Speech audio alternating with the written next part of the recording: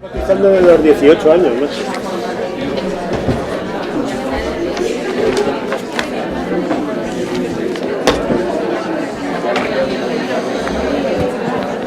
Bueno, buenas tardes. Ya los que estáis grabando podéis... Vale. Buenas tardes por venir. Una actividad, hay bastantes caras nuevas, debe ser el tema de la jornada, que da mucho juego. Y yo os voy a presentar a los ponentes, porque lo que van a hacer hoy es una jornada un poco atípica. Primero porque no hay café, no hemos conseguido financiación de café, así que bueno, hoy no hay café. Pero eso también conlleva que una vez que acabemos, pues nos vamos antes.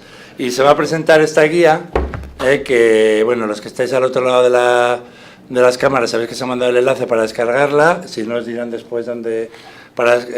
y lo que se va a hacer simplemente es presentarla y contarnos por qué ha surgido, qué fines tiene, y bueno, yo creo que está de muchísima actualidad porque quien más, quien menos, tenemos trabajadores que viajan, y si no tenemos trabajadores que viajan, pues viajamos nosotros, ¿no? Entonces yo creo que viene bien a todos el conocer cómo está el tema, y os voy a presentar a los dos primeros espadas. Ha fallado la tercera ponente, Arantxa, que no ha podido venir. El primero es Javier Sánchez Lores, un histórico de la medicina del trabajo, como conocéis todos. Javier, bienvenido otra vez. Él es médico de trabajo en Repsol y es gerente de los servicios médicos de Repsol. Y Pedro Ortiz, también experto en viajes internacionales. Él es médico de International SOS, el director, y bueno, me dice que no es lo mismo International SOS que SOS Internacional, ¿no? Que hay dos. Luego se explicará la diferencia porque parece que son dos empresas distintas. Él es International SOS. Bien. Vamos a hacer una presentación que más o menos creen que ellos es una hora, y después pues un breve coloquio antes de marchar. Los que no estáis aquí de presencia física podéis mandar las preguntas por Telegram. Esta vez no es WhatsApp, es Telegram, que parece que va a ser la nueva red social que nos va a servir para estas cosas. Y bueno, me lo mandáis y yo las voy viendo y después lo pregunto. Bueno, pues cuando queráis, Javier. Vale, ya, ¿no? Bueno, muchas gracias sobre todo a Gregorio por darnos la oportunidad de presentar esta guía, a Clinifarma y a nuestra querida asociación, que fue la primera que recibió esta guía, ¿no? Nosotros somos... Pues, no, yo como Julio Iglesias. Y gracias a... La asociación fue la primera que recibió la guía una vez que salió se maquetó, ¿no? Entonces, bueno, gracias. Creemos que es interesante. Yo voy a hablar de pie mejor porque sentado me encuentro muy incómodo, me disculpáis. ¿Por qué una guía? Bueno, pues yo creo que se ha adelantado, ¿no? La globalización es brutal en los últimos años. España, aunque parezca mentira, no es ajena a esta globalización y tiene cientos de miles de trabajadores volando, viajando, visitando países, abriendo, sobre todo en los últimos años con la crisis, abriendo negocios en países que antes no eran muy habituales. Los que trabajamos en multinacionales, que tenemos, yo trabajo en una multinacional que está presente en 44 países de todo tipo, de primer mundo, segundo mundo, tercero, inframundo, si es que hay alguno, que yo creo que también lo hay, que no conocemos, y cuando lo conocemos nos quedamos un poco helados, ¿verdad?, de cómo hay algunos países que no avanzan, ¿verdad?, a pesar de que estamos en el siglo XXI. Teníamos la conciencia de que las situaciones de riesgo de esta fuerza laboral móvil no las manejábamos adecuadamente, ¿vale? No es la primera vez que me vais a oír que lanzábamos a trabajadores con un protocolo de pantalla de visualización de datos por el mundo, y eso creíamos que no era correcto. Luego empezamos a detectar la elevada incidencia de alteraciones de salud, sobre todo en viajeros, de todo tipo, psicosociales, alteraciones del sueño, jet lag, diarreas del viajero, etcétera. Y bueno, nosotros creíamos que por lo menos en nuestra organización, que necesitábamos protocolizar todo esto. Eso es para los que no conozcáis, el desierto líbico, precioso, está así de limpio porque España obtuvo, que en los campos estos petrolíferos se dedicó, los españoles nos dedicamos a obtener la ISO 14000 medioambiental, por eso está tan limpio. Eso es una estación de bombeo. Para llegar ahí hay 45 minutos del Central Campus, que es un campo de vida, donde vivíamos o donde se vivía todos los trabajadores, 45 minutos por dunas del desierto. Ahí hay 1, 2, 3 trabajadores. Como entenderéis, esa situación laboral se escapa de cualquier imaginación si no la vas, la vives y la valoras. ¿Cómo gestamos esta guía? Os vamos a poner algunas fotos de estas entrañables para animaros. ¿Cómo se gestó esta guía? Bueno, aquí tenemos el grupo de trabajo de autores. Se gestó fundamentalmente porque la antigua directora de la Escuela Nacional de Medicina del Trabajo, Marisa Valle, nos reunió a los jefes médicos de grandes empresas en una reunión en la Escuela Nacional de Medicina del Trabajo y nos preguntó qué podíamos aportar desde los servicios de prevención propios de grandes empresas. Algo nuevo,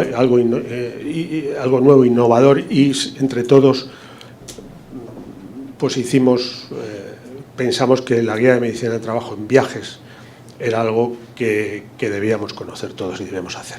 Como veis, ahí estamos fundamentalmente Repsol, Naturgy, Antisgas Natural, Iberdrola, International SOS, Garrigues.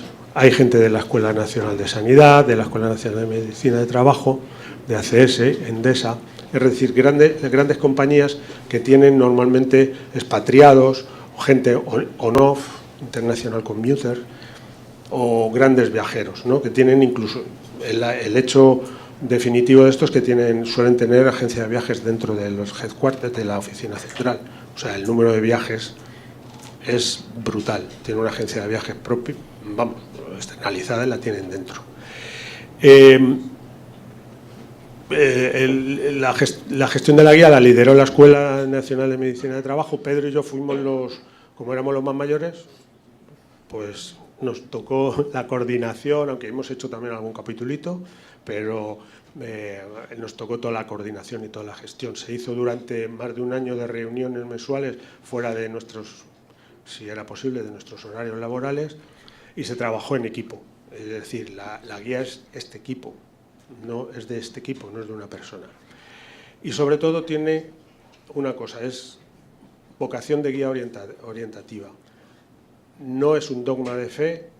El médico del trabajo que tenga trabajadores expatriados, que tenga trabajadores que viajen, es el que toma la decisión, porque es el que debe conocer a su trabajador. Cada trabajador es un mundo, es una persona diferente, y esta guía le puede orientar, pero la vocación es guía orientativa. La estructura de la guía después la cambiamos, tuvimos varias maquetaciones, empezamos trabajando de una manera, pero al final esta es la que nos pareció más correcta. Una justificación y objetivos, marco de referencia normativo e institucional. Aparte de las leyes que nosotros nos movemos en España, pues hay grandes leyes que amparan el derecho de los trabajadores que viajan y que trabajan fuera, las declaraciones de derechos humanos, convenios de OIT, etcétera, etcétera. Focalizamos en la necesidad de una evaluación de riesgos de salud en viajes o expatriación, una evaluación de riesgos relacionados con el destino, que es algo que normalmente no se hacía ni al principio ni en las propias multinacionales. Es decir, cuando tú pedías la evaluación de riesgos laborales de una persona que trabajaba o que iba a trabajar en un determinado ambiente, te mandaban la evaluación de riesgos de la oficina central de fulano, o de la central de ingeniería y algo más. Nosotros éramos conscientes de que necesitamos algo más. Vacunación y quimioprofilaxis como core central de la guía, porque mira que es difícil que nos vacunemos y mira que es difícil que la gente, salvo si se va de safari a Kenia en el viaje de novio, se tome el Malarone. No acabo de entenderlo. Pues bueno, luego hablaremos, ¿no? Pero lo quisimos focalizar y por eso lo sacamos como punto. La información y formación para viajeros y expatriados es fundamental. un viajero no informado y no formado nos puede tener cualquier desastre por el mundo. Y luego ya pues las intervenciones de medicina de trabajo antes de viajar y previas al viaje, expatriaciones, y durante y después del viaje. Los apéndices, botiquín del viajero, que puede ser interesante, consejos preventivos para el viaje, tabla de resumen de riesgos y medidas correctoras, normativa de documentación y glosario de términos y abreviaturas. En cada capítulo de la guía va la referencia bibliográfica, es lo más interesante de la guía, las referencias bibliográficas, porque al final luego está también la bibliografía completa y ahí encontráis, hay mucha bibliografía en inglés, pero yo creo que hoy en día no hay ningún problema, por lo menos leerlo, traducirlo, hay mucha bibliografía en inglés y en español. Y es lo más interesante, pues si alguien necesita en algún momento aclarar alguna duda o montar algún área de internacional en su empresa. Pues es un hospital a 900 kilómetros al sur de Trípoli, en pleno desierto, como única recurso de salud en caso de que, hace 13 años, en caso de que alguno de nuestros trabajadores se pusiera enfermo. No muestro el interior, no porque no. Nos gastamos 7 millones de dólares en reformarlo, en dotarlo, en formar en traer médicos normalmente de habla árabe. Pedro lo conoce, trabajó conmigo en aquella época también, y ahora está destrozado, es zona de guerra después de la revolución, y es una zona muy petrolífera y se la disputan 2 o 3 milicias en ese estado fallido que se llama Libia. Con lo cual, pero esto es un ejemplo de qué nos podemos encontrar si rascas un poco cuando va tu trabajador a abrir una oficina a un país, ¿no? Dice, hombre, nada, no te preocupes, toma el seguro médico. Y si me pongo mal, hay un hospital. Hay que mirar qué hospital es, porque lo mismo no cumple las expectativas. Bueno, Pedro, háblanos un poco de los aspectos normativos, que se me está secando la boca, ¿no? Gracias, Javier.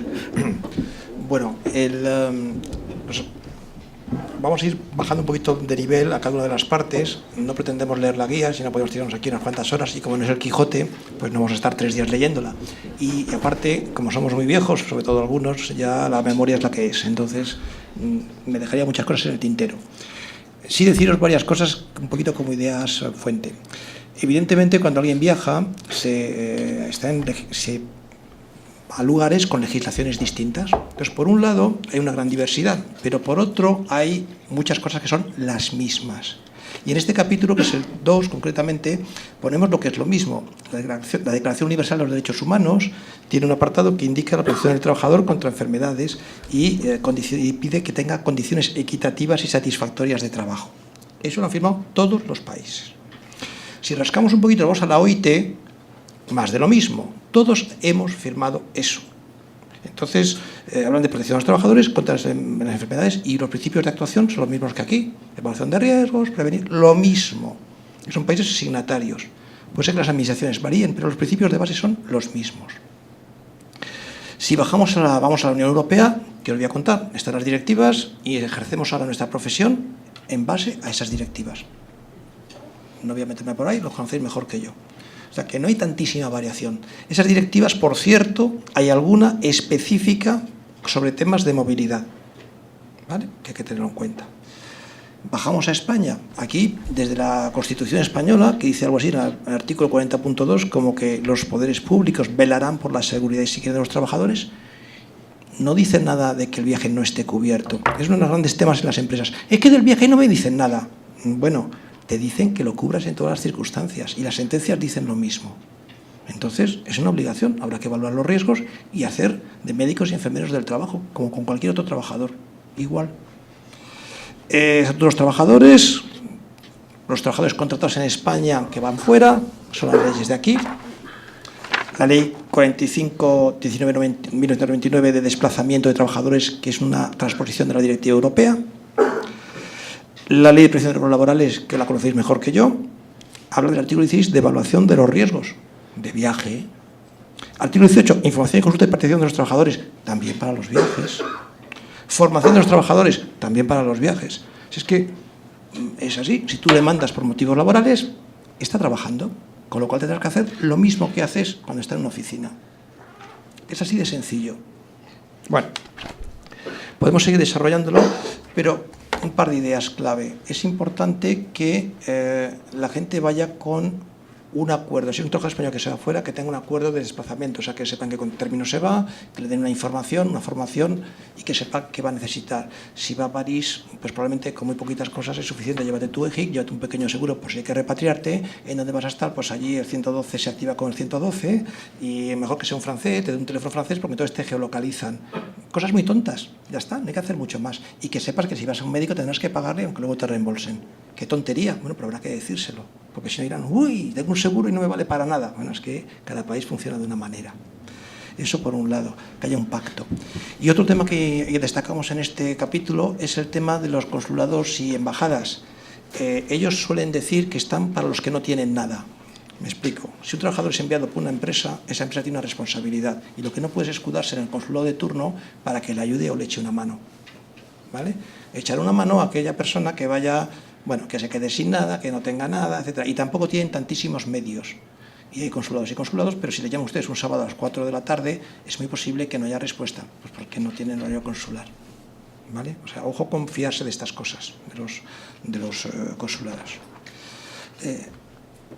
Aquí tenemos otra foto muy bonita del desierto. Estos son de los sitios más seguros del mundo. En estos sitios hay un individuo que se dedica exclusivamente, como en una obra, a hacer que se cumplan las normas. Tienen tarjetas amarillas, tarjetas rojas, y si alguien se pasa, créanme, que hemos tenido una entrevista, estar allí, un momento, sale, porque cuando él no está, la gente se pone un poquito a hacer lo que no debería.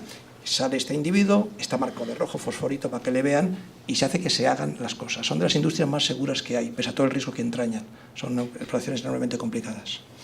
Vamos al siguiente. Este es otro sitio que, en vez de ser en el desierto, es en la selva. Añádenle a ustedes todo el elemento que rodea. Insistiremos mucho en el elemento que rodea.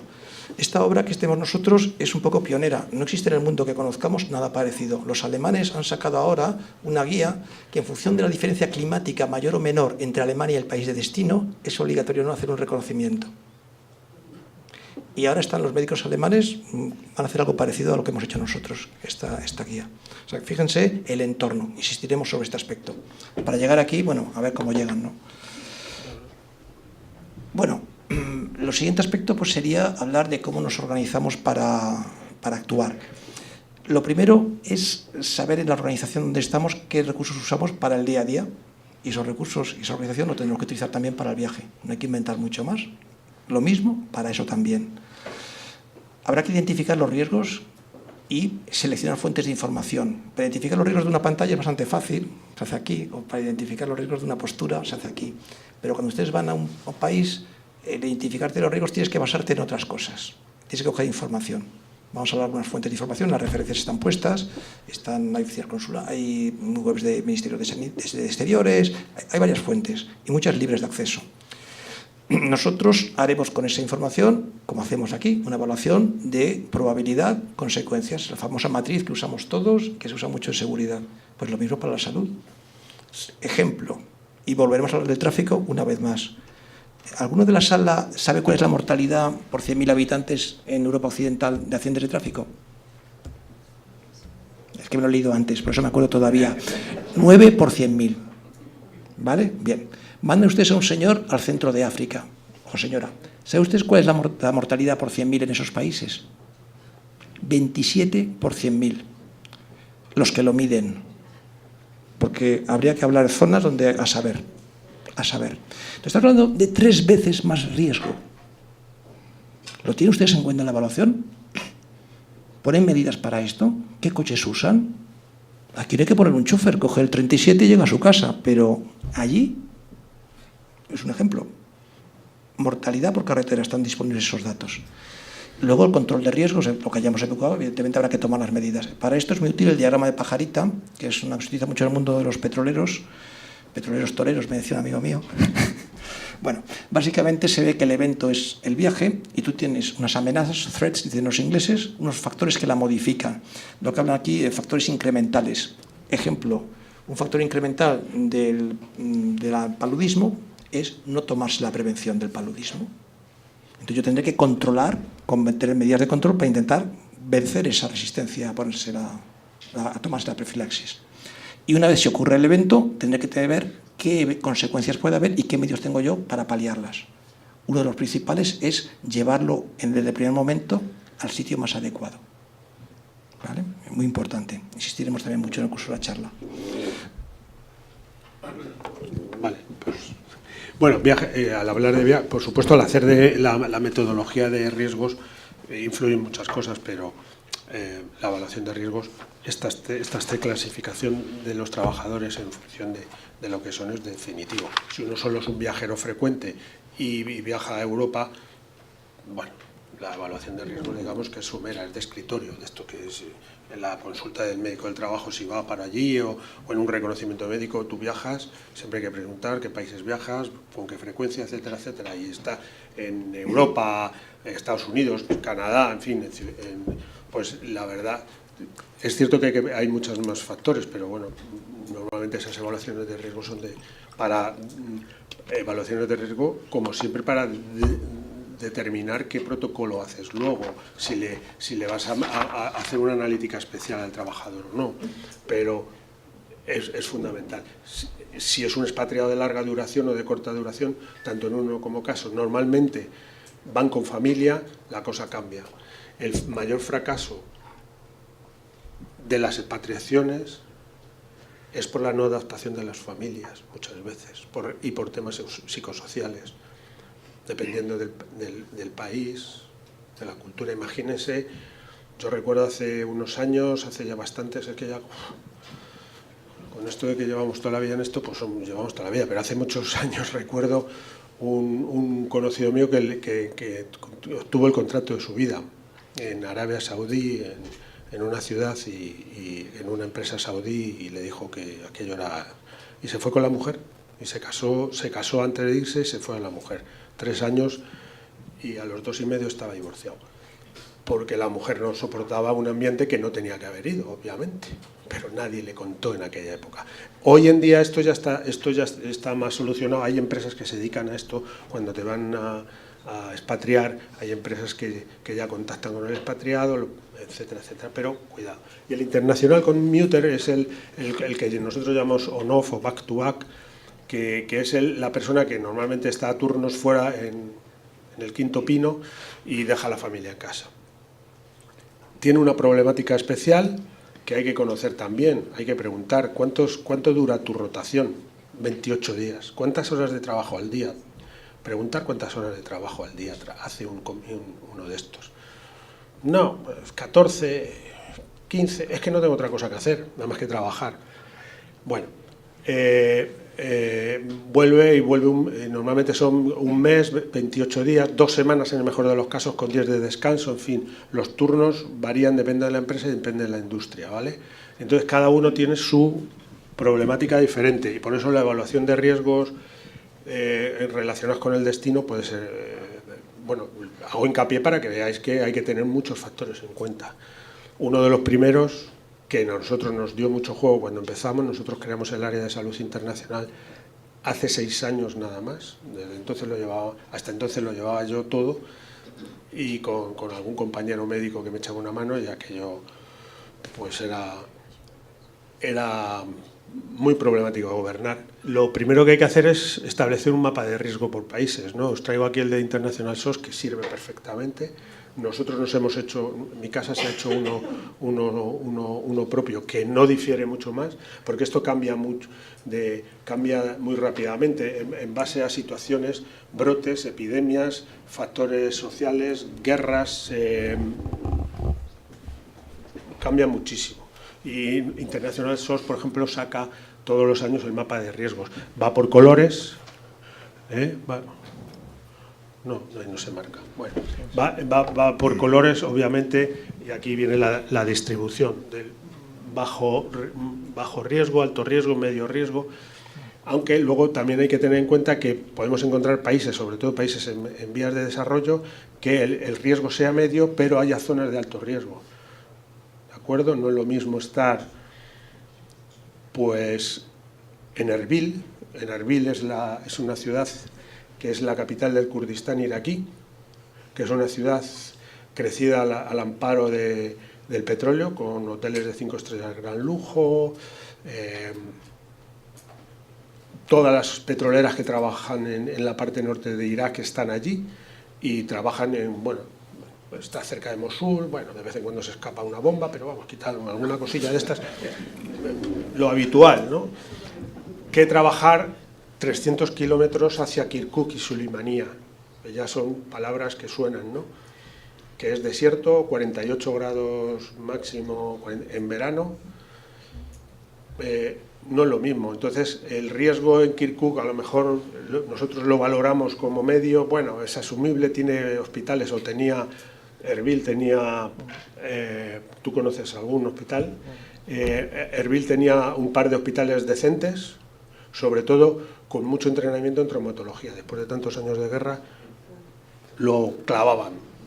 Yo vi operaciones allí y lo clavaban, sobre todo traumatología. Digo, si hay algún accidente de tráfico aquí, la pata la arreglan rápidamente, ¿no? Pero ya si bajamos a Sulaymanía, aquello es terrible. Por eso los mapas de riesgos nos sirven. Lo podemos hacer uno individualmente, lo puede hacer uno, cada casa lo puede hacer. Esto conlleva mucho trabajo y lo normal es que se subcontrate, le copies a ISOs, que está encantado. Sí. Un comentario, esto lo podéis descargar, está libre, dejáis vuestro email y os lo bajas. Segundo tema, los colorcitos verdes más o menos como aquí, y el rojo es que hay un fallo de sistema. El fallo de sistema, básicamente, nosotros para hacer los colores ponemos un equilibrio que hay entre los enfermedades prevalentes en la zona, riesgos de la seguridad, el principal es el tráfico, y el tercero, nivel sanitario y acceso a los cuidados, acceso a los niveles, costes, distancias. Esos son los 3 elementos principales y lo hacemos anualmente. Como dice Javier, varía mucho. Por ejemplo, Venezuela ahora se ha puesto en rojo, desgraciadamente, y hoy nos comentan que Darfur, el sur de Sudán, Darfur, ha bajado de rojo de extremo a rojo. Que es un poquito menos porque hay un poquito más de orden, ¿no?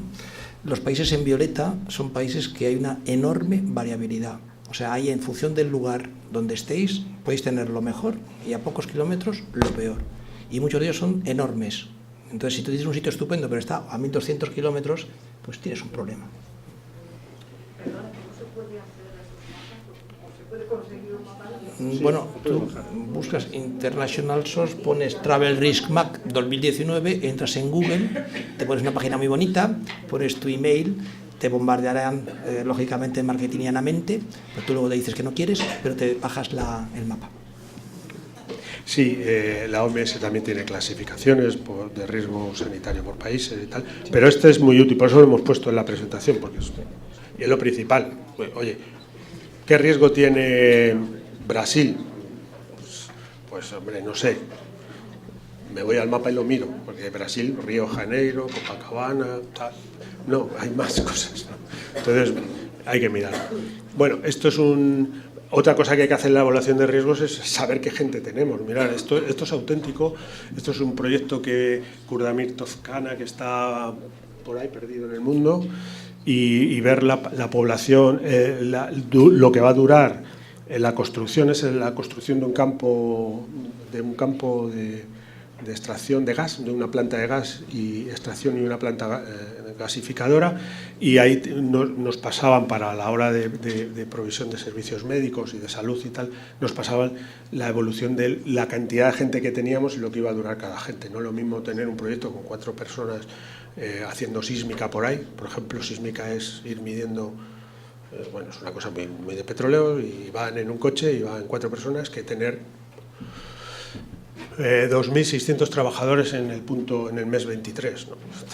Entonces ahí ya tenemos un problema.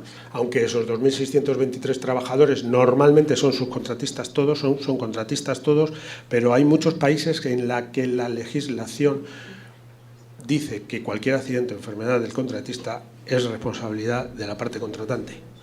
No vamos a entrar como los barcos, ¿no? La parte contratante. Bueno, diferencia con las evaluaciones de riesgos habituales. Bueno, el área geográfica, la zona de origen donde estén los trabajadores es fundamental. Lo que ha dicho Pedro, las condiciones higiénico-sanitarias del destino, la asistencia sanitaria, la capacidad de asistencia sanitaria y qué características tengan esta asistencia sanitaria. Pensar que en la mayor parte de los países donde podemos tener trabajadores, cualquier enfermedad grave va a suponer una evacuación del país, porque no se va a poder tratar correctamente o por lo menos con los mismos niveles de calidad, y tu trabajador te va a exigir que sea, aunque sea una enfermedad común. Entonces, el medio de transporte ya hemos hablado, pero imaginaros si encima el último tramo es por un helicóptero hacia el puesto de trabajo. Bueno, pues ahí hay una serie, hay un condicionante que se nos da muy a menudo, que es el índice de masa corporal mayor de 35, que es no apto para bastantes, por una serie de otras cosas, porque no puede salir del helicóptero, en algunos casos, ¿no? Los factores riesgos psicosociales son importantísimos. Cuando tenemos gente, en nuestra experiencia, cuando nosotros hemos tenido gente expatriada y trabajando por el mundo, las dos principales causas de lo que más se ponen enfermos es de diarreas, de trastornos gastrointestinales, pues bueno, y de trastornos psicológicos. Hay veces es que es muy duro, ¿no? En un ambiente que no es tu idioma natal, con culturas totalmente diferentes, con la familia también por allí pululando, que si el niño, los niños, que si los vecinos son ingleses y los otros son de no sé dónde. Y la soledad, la sensación de aislamiento que pueden darse algunos trabajadores conllevan a alteraciones sociales. Hablamos de factores psicosociales, no como los factores de riesgo psicosociales típicos del puesto de trabajo, que también, que también los españoles fuera de España trabajamos más que en España. Somos los últimos que cerramos las oficinas, somos los últimos que nos vamos. Todos se dicen, los españoles. Ya están en alguna oficina, ¿no? Sí, los españoles, los últimos en abandonar el edificio. Cuando los franceses ya se habían ido, los austriacos también, ya estaban cenando en su casa, nosotros estábamos saliendo de trabajar, ¿no? Entonces, bueno, eso hay que tenerlo en cuenta. El alojamiento, hay veces que se alojan en condiciones, hemos visto ahí alguna foto, pues hombre, en un RIC de exploración se alojan en un contenedor de estos. Es duro, ¿eh? Luego hay veces que hay campos de vida, cuando son campos de vida estables. Luego hay una foto de Campo Margarita, el campo de vida, que bueno, eso ya parece algo más decente, ¿no? Pero hay veces que... yo recuerdo el caso de un HSE, de un jefe de Health Safety and Environmental en un país de África que llevaba 3 meses viviendo en una habitación de hotel, ¿no? El hombre ya estaba psicológicamente bastante harto de vivir, es muy duro vivir en una habitación de hotel, ¿no? Pues, el tiempo de ocio, que ahora hablaremos, y Rolf, bueno, el tiempo de ocio. No hay nada peor y más peligroso que un expatriado a los 6 meses de estar en el país. Se me va a todos los safaris, se montan todos los pichos, se me pone en pantalón corto, no se echa repelente de mosquitos. ¿Para qué me voy a tomar el Malorones si a mí no me pican los mosquitos? Me han invitado a un safari, dormimos al lado de un lago, maravilloso, justo por donde vienen los hipopótamos al lago, ¿no? En ese tiempo pueden beber lo que no está en los escritos, comer, etcétera, etcétera. En los tiempos de ocio también tenemos que, de alguna manera, dar consejos médicos, sobre todo cuando ellos hacen revisiones médicas y revisiones posteriores, ¿no? ¿Qué haces en tu tiempo de ocio? Ten en cuenta que hay peligros, etcétera, etcétera. Bueno, si están en algún sitio... Bueno, eso es una plataforma, esa es nuestra plataforma Casablanca, la única que extrae petróleo en España. Y vivir ahí hacen turnos de 14, pero es duro estar ahí, ¿eh? Estar 14 días, yo lo más que he estado ha sido 2 días y me quise largar. Bueno, esta transparencia la hemos puesto de cursos de formación. Ahí hay un área perforadora no recuerdo dónde, pero es muy arriba.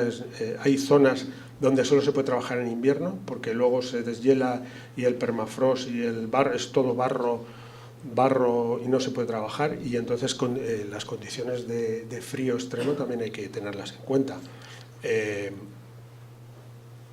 Eso es algo que tenemos que tener en cuenta a la hora de luego establecer actitudes, sí o no. No vas a mandar a un tío con un problema de oxalato cálcico al desierto que hace piedras cada 2x3. No deberías. O si lo mandas bajo supervisión estricta de un urólogo, porque como le dé un cólico nefrítico, y aquí en un asmático por asma inducida por frío, yo creo que no debería. Algo que no preguntas habitualmente, ¿no? Entonces, los riesgos del sitio más los riesgos de tareas. No hay que olvidar tampoco los riesgos de las tareas, obviamente. En este caso, en lugares extremos, pues lo único que podemos hacer y lo que se hace es limitar los tiempos de exposición. Se hacen tareas de 10 minutos, de 15 minutos, de 20 minutos, se vuelven a refugios y luego se vuelve a salir, etcétera, etcétera. El factor... lo que he hablado, esta es tuya, Pedro. Estos son unos expatriados pasándoselo estupendamente bien en una piscina. Esta la pongo siempre porque me encanta. Pero es que estas cosas pasan y probablemente no eran españoles. Me la pasó un amigo y no era español. No. Vale, entonces, por esto es el factor humano y el tiempo de ocio. Ojo con este tema, háblenlo. Hablaba antes del rol central del médico y enfermero de trabajo, son los que hablan con los expatriados muchas veces.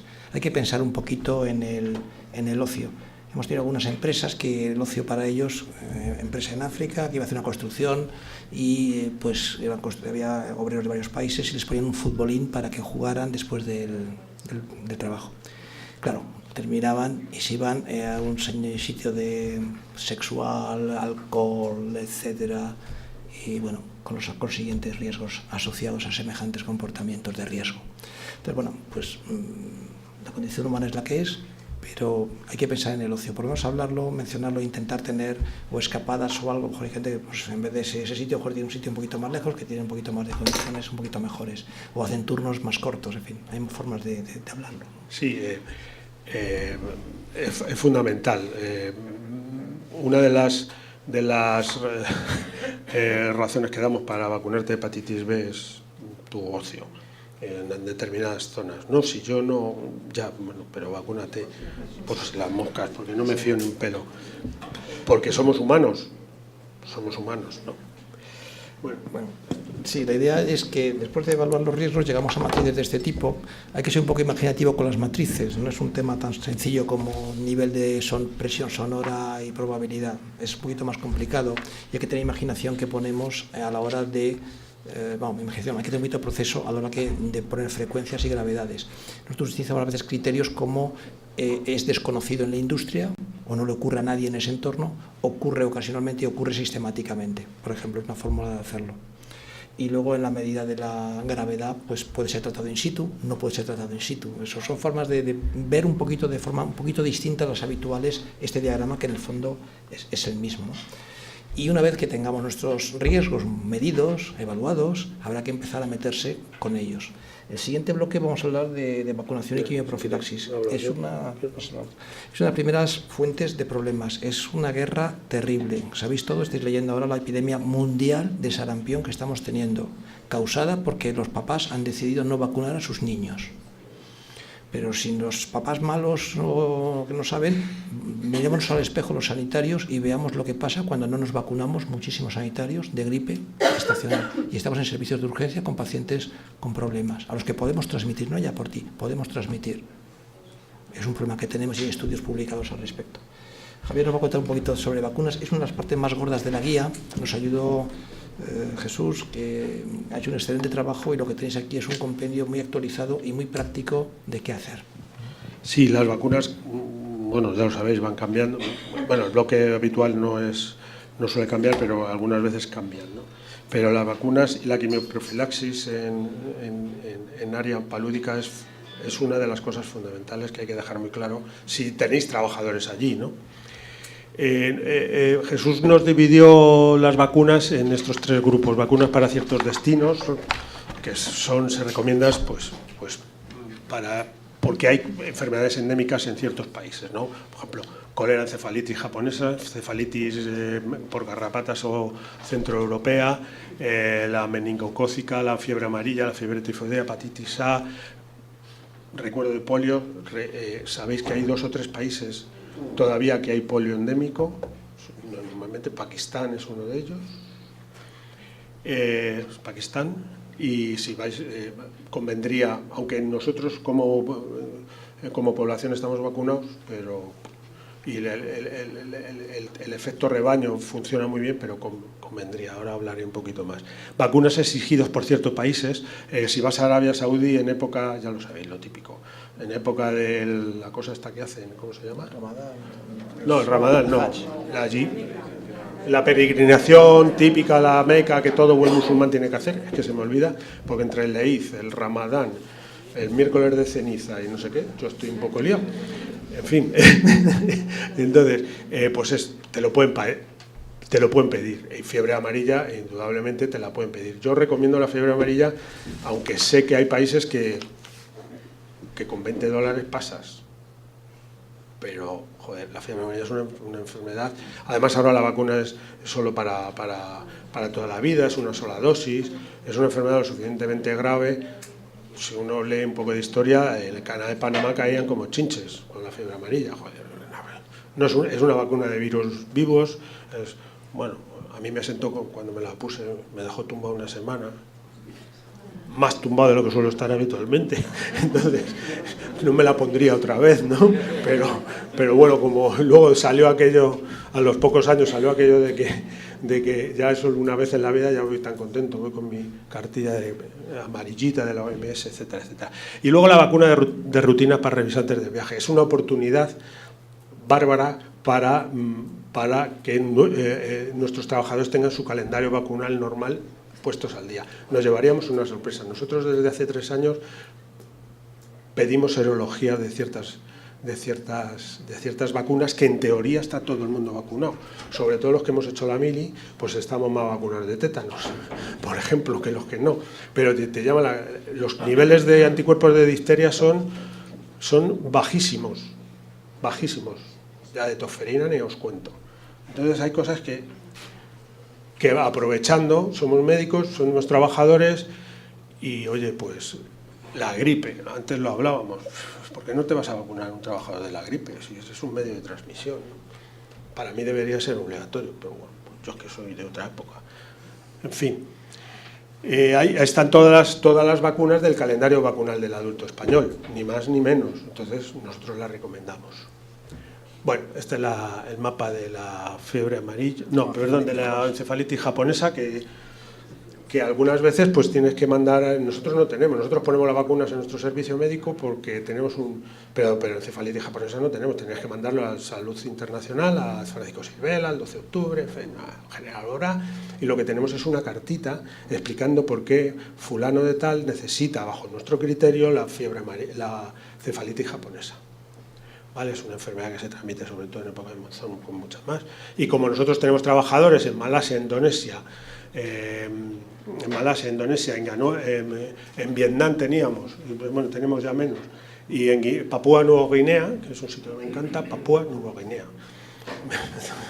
Y pues allí hay mucha, pues es algo a tener en cuenta. Esto es un esquema de vacunación de Perú para entrar a Amazonía que hace Repsol. Este es si entras a ciertas áreas de Amazonía tienes que tener estas vacunas puestas o no bajas del helicóptero cuando llegas ahí. Bueno, si bajas y te vuelves a subir cuando vuelve. Entre ellos está la tipe vírica, poliomielitis, varicela y gripe, porque hay un tema de responsabilidad social corporativa, que puede haber contacto con comunidades, y lo que no se quiere llevar es enfermedades, como siempre, a comunidades aisladas o medio aisladas, indígenas, ponerlas en riesgo Bueno, pues esto hay que hacérselo entender. Es difícil hacerlo entender a un trabajador que se acaba de vacunar o hace 6 meses se ha puesto la vacuna del hemisferio norte y resulta que ese año la vacuna del hemisferio sur ha cambiado. Y dice, te tienes que vacunar de la gripe. Ya me vacuné, ya, pero es que nosotros... Pero vaya lío que tenéis los médicos con la vacuna de la gripe. Todos los años no vale para nada. Es una lucha tremenda. Es lo peor que yo llevo, ¿no? Convencer a la gente que le tiene mucho respeto. Afortunadamente no todo el mundo. Bueno, paludismo es otra de nuestras, sobre todo si van a... Bueno, el paludismo causa muertes a punta pala. Es curioso porque normalmente te lo aceptan más cuando se van de viaje de cachondeo, o de turismo, perdón, que cuando se van de viaje, de trabajo. Aunque bueno, ya nosotros cada vez lo vamos viendo, que lo van aceptando más. No, tampoco es el gran número, y todo cuando hablamos de paludismo pensamos en África. También hay paludismo fuera de África, ¿vale? En Asia también hay, y vuelvo a lo mismo, es difícil convencerle, decir, mira, ven al mapa de la malaria, ¿dónde vas? Voy a la India, a esta zona, pues, y a qué altura está, y a qué no sé qué, mira lo que dice aquí, paludismo. En fin, hay que ser consciente del riesgo. Nosotros proponemos dar cursos claramente a la gente expuesta a paludismo, explicar claramente qué es el paludismo, cuáles son los síntomas, cómo se puede evitar en el 95% de los casos con la quimioprofilaxis, cómo evitar la picadura de mosquitos es algo fundamental, cómo, si están nuestros trabajadores aislados, hay kits de diagnóstico rápido para en un momento que tengan más de 38,5 de fiebre durante un X número de horas, te des un pinchazo y empieces a tomar tu pastilla de Coartem. El Coartem es un tratamiento típico de malaria. Y algunos casos hemos dado ese kit antimalárico, ¿no? Aunque sea una gripe, y pues te tomas el Coartem, que no va a pasar nada, ¿no? Pero es difícil. Mirar, procedimiento de vacunación. Nosotros en el 2013 ya nosotros empezamos a darnos actos desde el área de salud, con el jefe que teníamos entonces, nos dijo, ok, darnos actos para viajar o para ir a algún sitio si no se vacunan. Aquello fue una revolución, lo logramos, lo mantuvimos malamente. Os estoy diciendo estas cosas para que vosotros, o sea, yo os estoy contando mis mejores prácticas y mis problemáticas para que vosotros podáis mejorarla. Nosotros lo mantuvimos claramente porque somos una empresa española y nosotros, los españoles, perdóname la expresión, nos la cogemos con papel de fumar. Y entonces, bueno, pues al final, por lo que se llegó a la conclusión es que había que darle información sobre las vacunas, son muy seguras, reacciones adversas, te ruego firmes, que dice que la compañía te ha informado, que la compañía te facilita la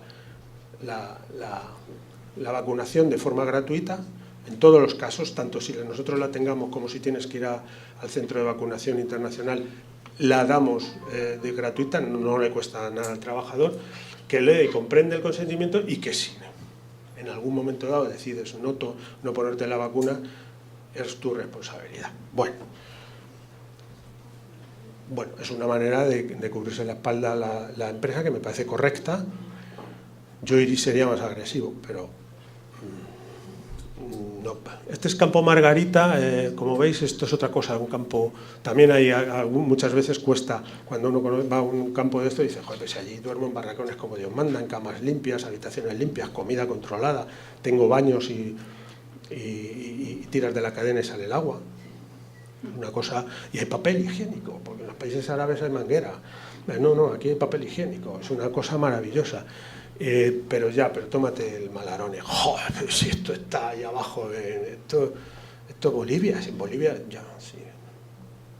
Tómate el Malarone. Esto lo mismo pasó con Malarone. Nosotros tuvimos una experiencia tremenda, ahora nos cuenta Pedro, tuvimos casi una rebelión en uno de los centros. Compramos Malarone, llevamos pastilla de Malarone y cuando nos dimos cuenta no la estaba tomando nadie. Eso es peligroso. Eso es peligroso. Había una compañía también trabajando con nosotros muy cerca, que era Chevron, y yo recuerdo que estuve hablando con el de Recursos Humanos de Chevron allí en la ciudad esta del país ese, y me decía, no, nosotros no tenemos ese problema. Nosotros le damos el Malarone y le hacemos test sorpresas y aleatorios, y el que no se ha tomado el Malarone le empaquetamos y le devolvemos para el país. Ojo, y Chevron hace esto y Repsol, ¿por qué no lo hace? Bueno, pues que nosotros somos de otra manera. La razón fundamental es que ellos ya tuvieron un muerto porque operaban en una zona selvática muy problemática, la operación, no la oficina, la operación, tuvieron un muerto por malaria y la familia les demandó. Sabéis que los anglosajones y los americanos son muy dados a poner demandas contra la empresa, y les demandaron y les costó una pasta, y entonces dijeron, aquí todo el mundo Malarone, y de vez en cuando, pues como los ciclistas, que viene el vampiro. Bueno, pues el vampiro iba a ver si no hayas tomado el Malarone. Sí, con respecto a esto, fijaros que en esta, que es la profilaxis, el modelo que ellos utilizan en su organización, al final es lo último. Yo te informo, yo te doy y tal, pero si no te lo tomas es tu responsabilidad. Hay empresas, como esta que ha dicho mi compañero, que hacen esto. Y empresas como la mía que nos compran ese servicio y hacemos servicio de doping, no de antidoping.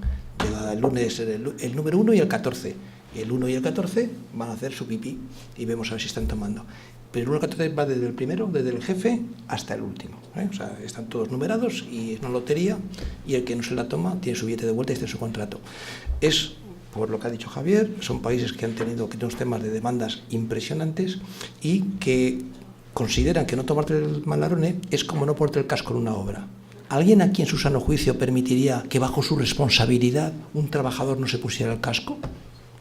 Es una pregunta que yo hago. Entonces, pues a lo mejor la viuda puede pensar distinto, o el cuñado que es abogado, y meter en su día a alguien contra la empresa que diga, bueno, bajo su responsabilidad.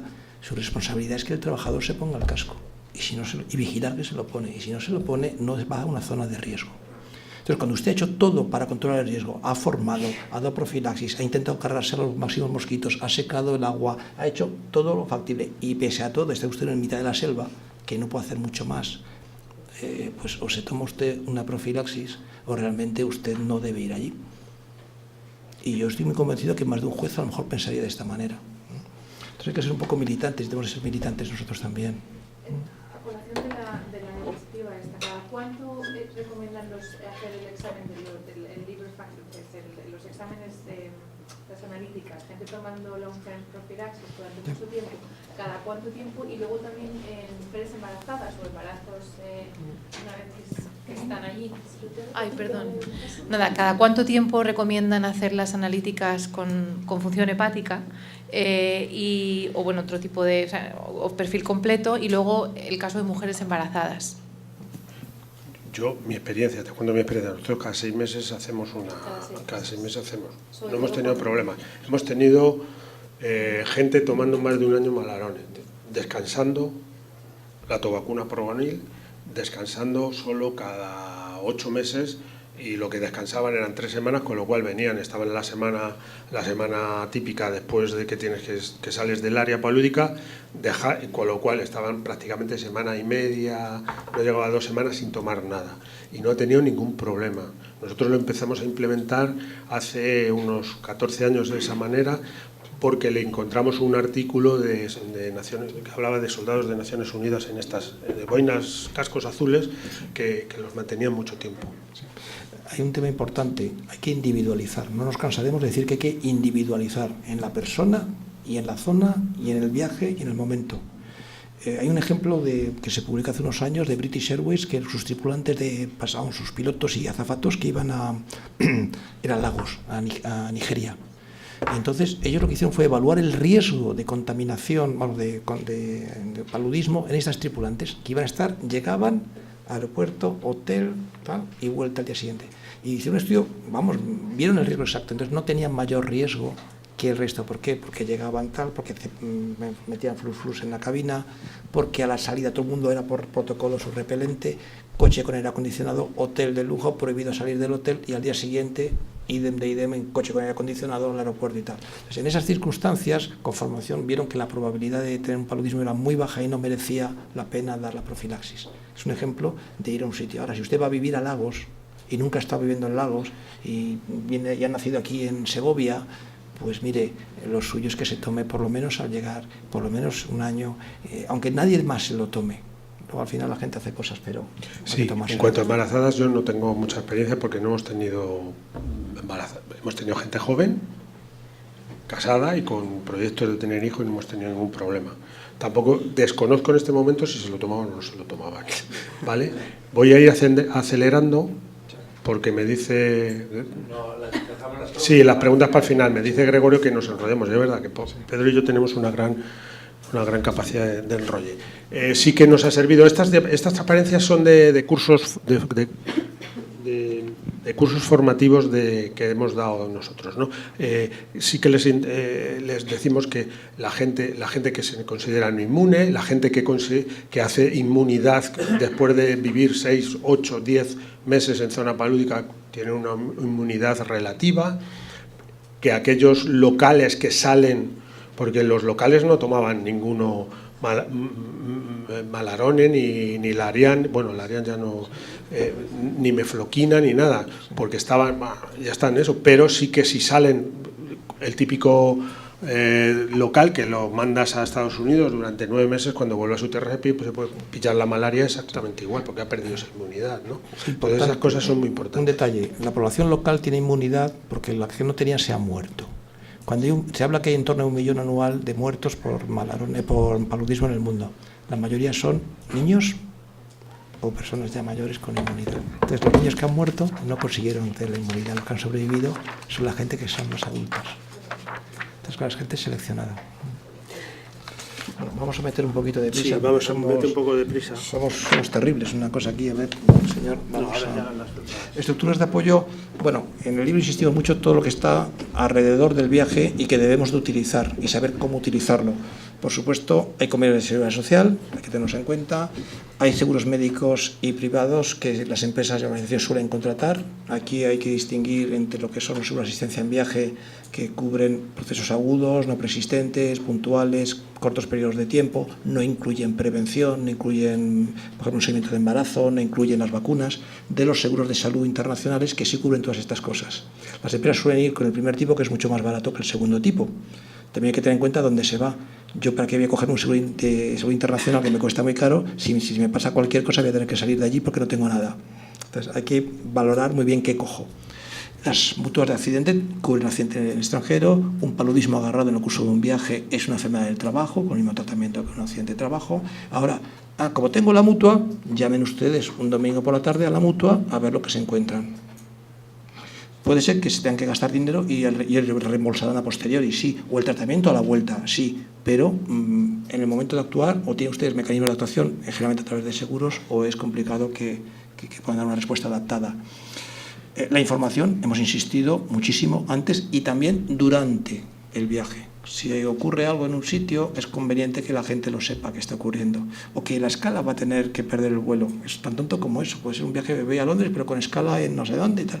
Y si hay una huelga, bueno, pues a lo mejor me voy a tener un problema en la empresa porque no tengo esa información. Tan tonto como eso, ¿no?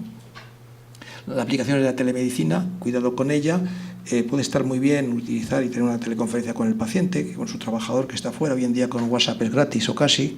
Eso es súper útil, pero hay limitaciones en cuanto al conocimiento de la zona. Con lo cual es conveniente que quien tenga la teleconferencia sepa de dónde está y sepa lo que hay allí. Hemos asistido a cosas totalmente de los hermanos Marx, hace unos años, no diré el sitio, donde había una sesión de teleconsulta con un centro en mitad del desierto saharaui y había una paciente real que estaban transmitiendo detalles y un cirujano de ese hospital con síntomas. Llévenla a quirófano porque eso es un abdomen agudo.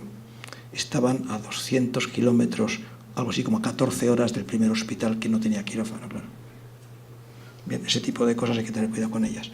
El botiquín, lo hemos comentado y insistimos luego un poquitito más, debe estar adaptado de nuevo al trabajador y a lo que va a hacer.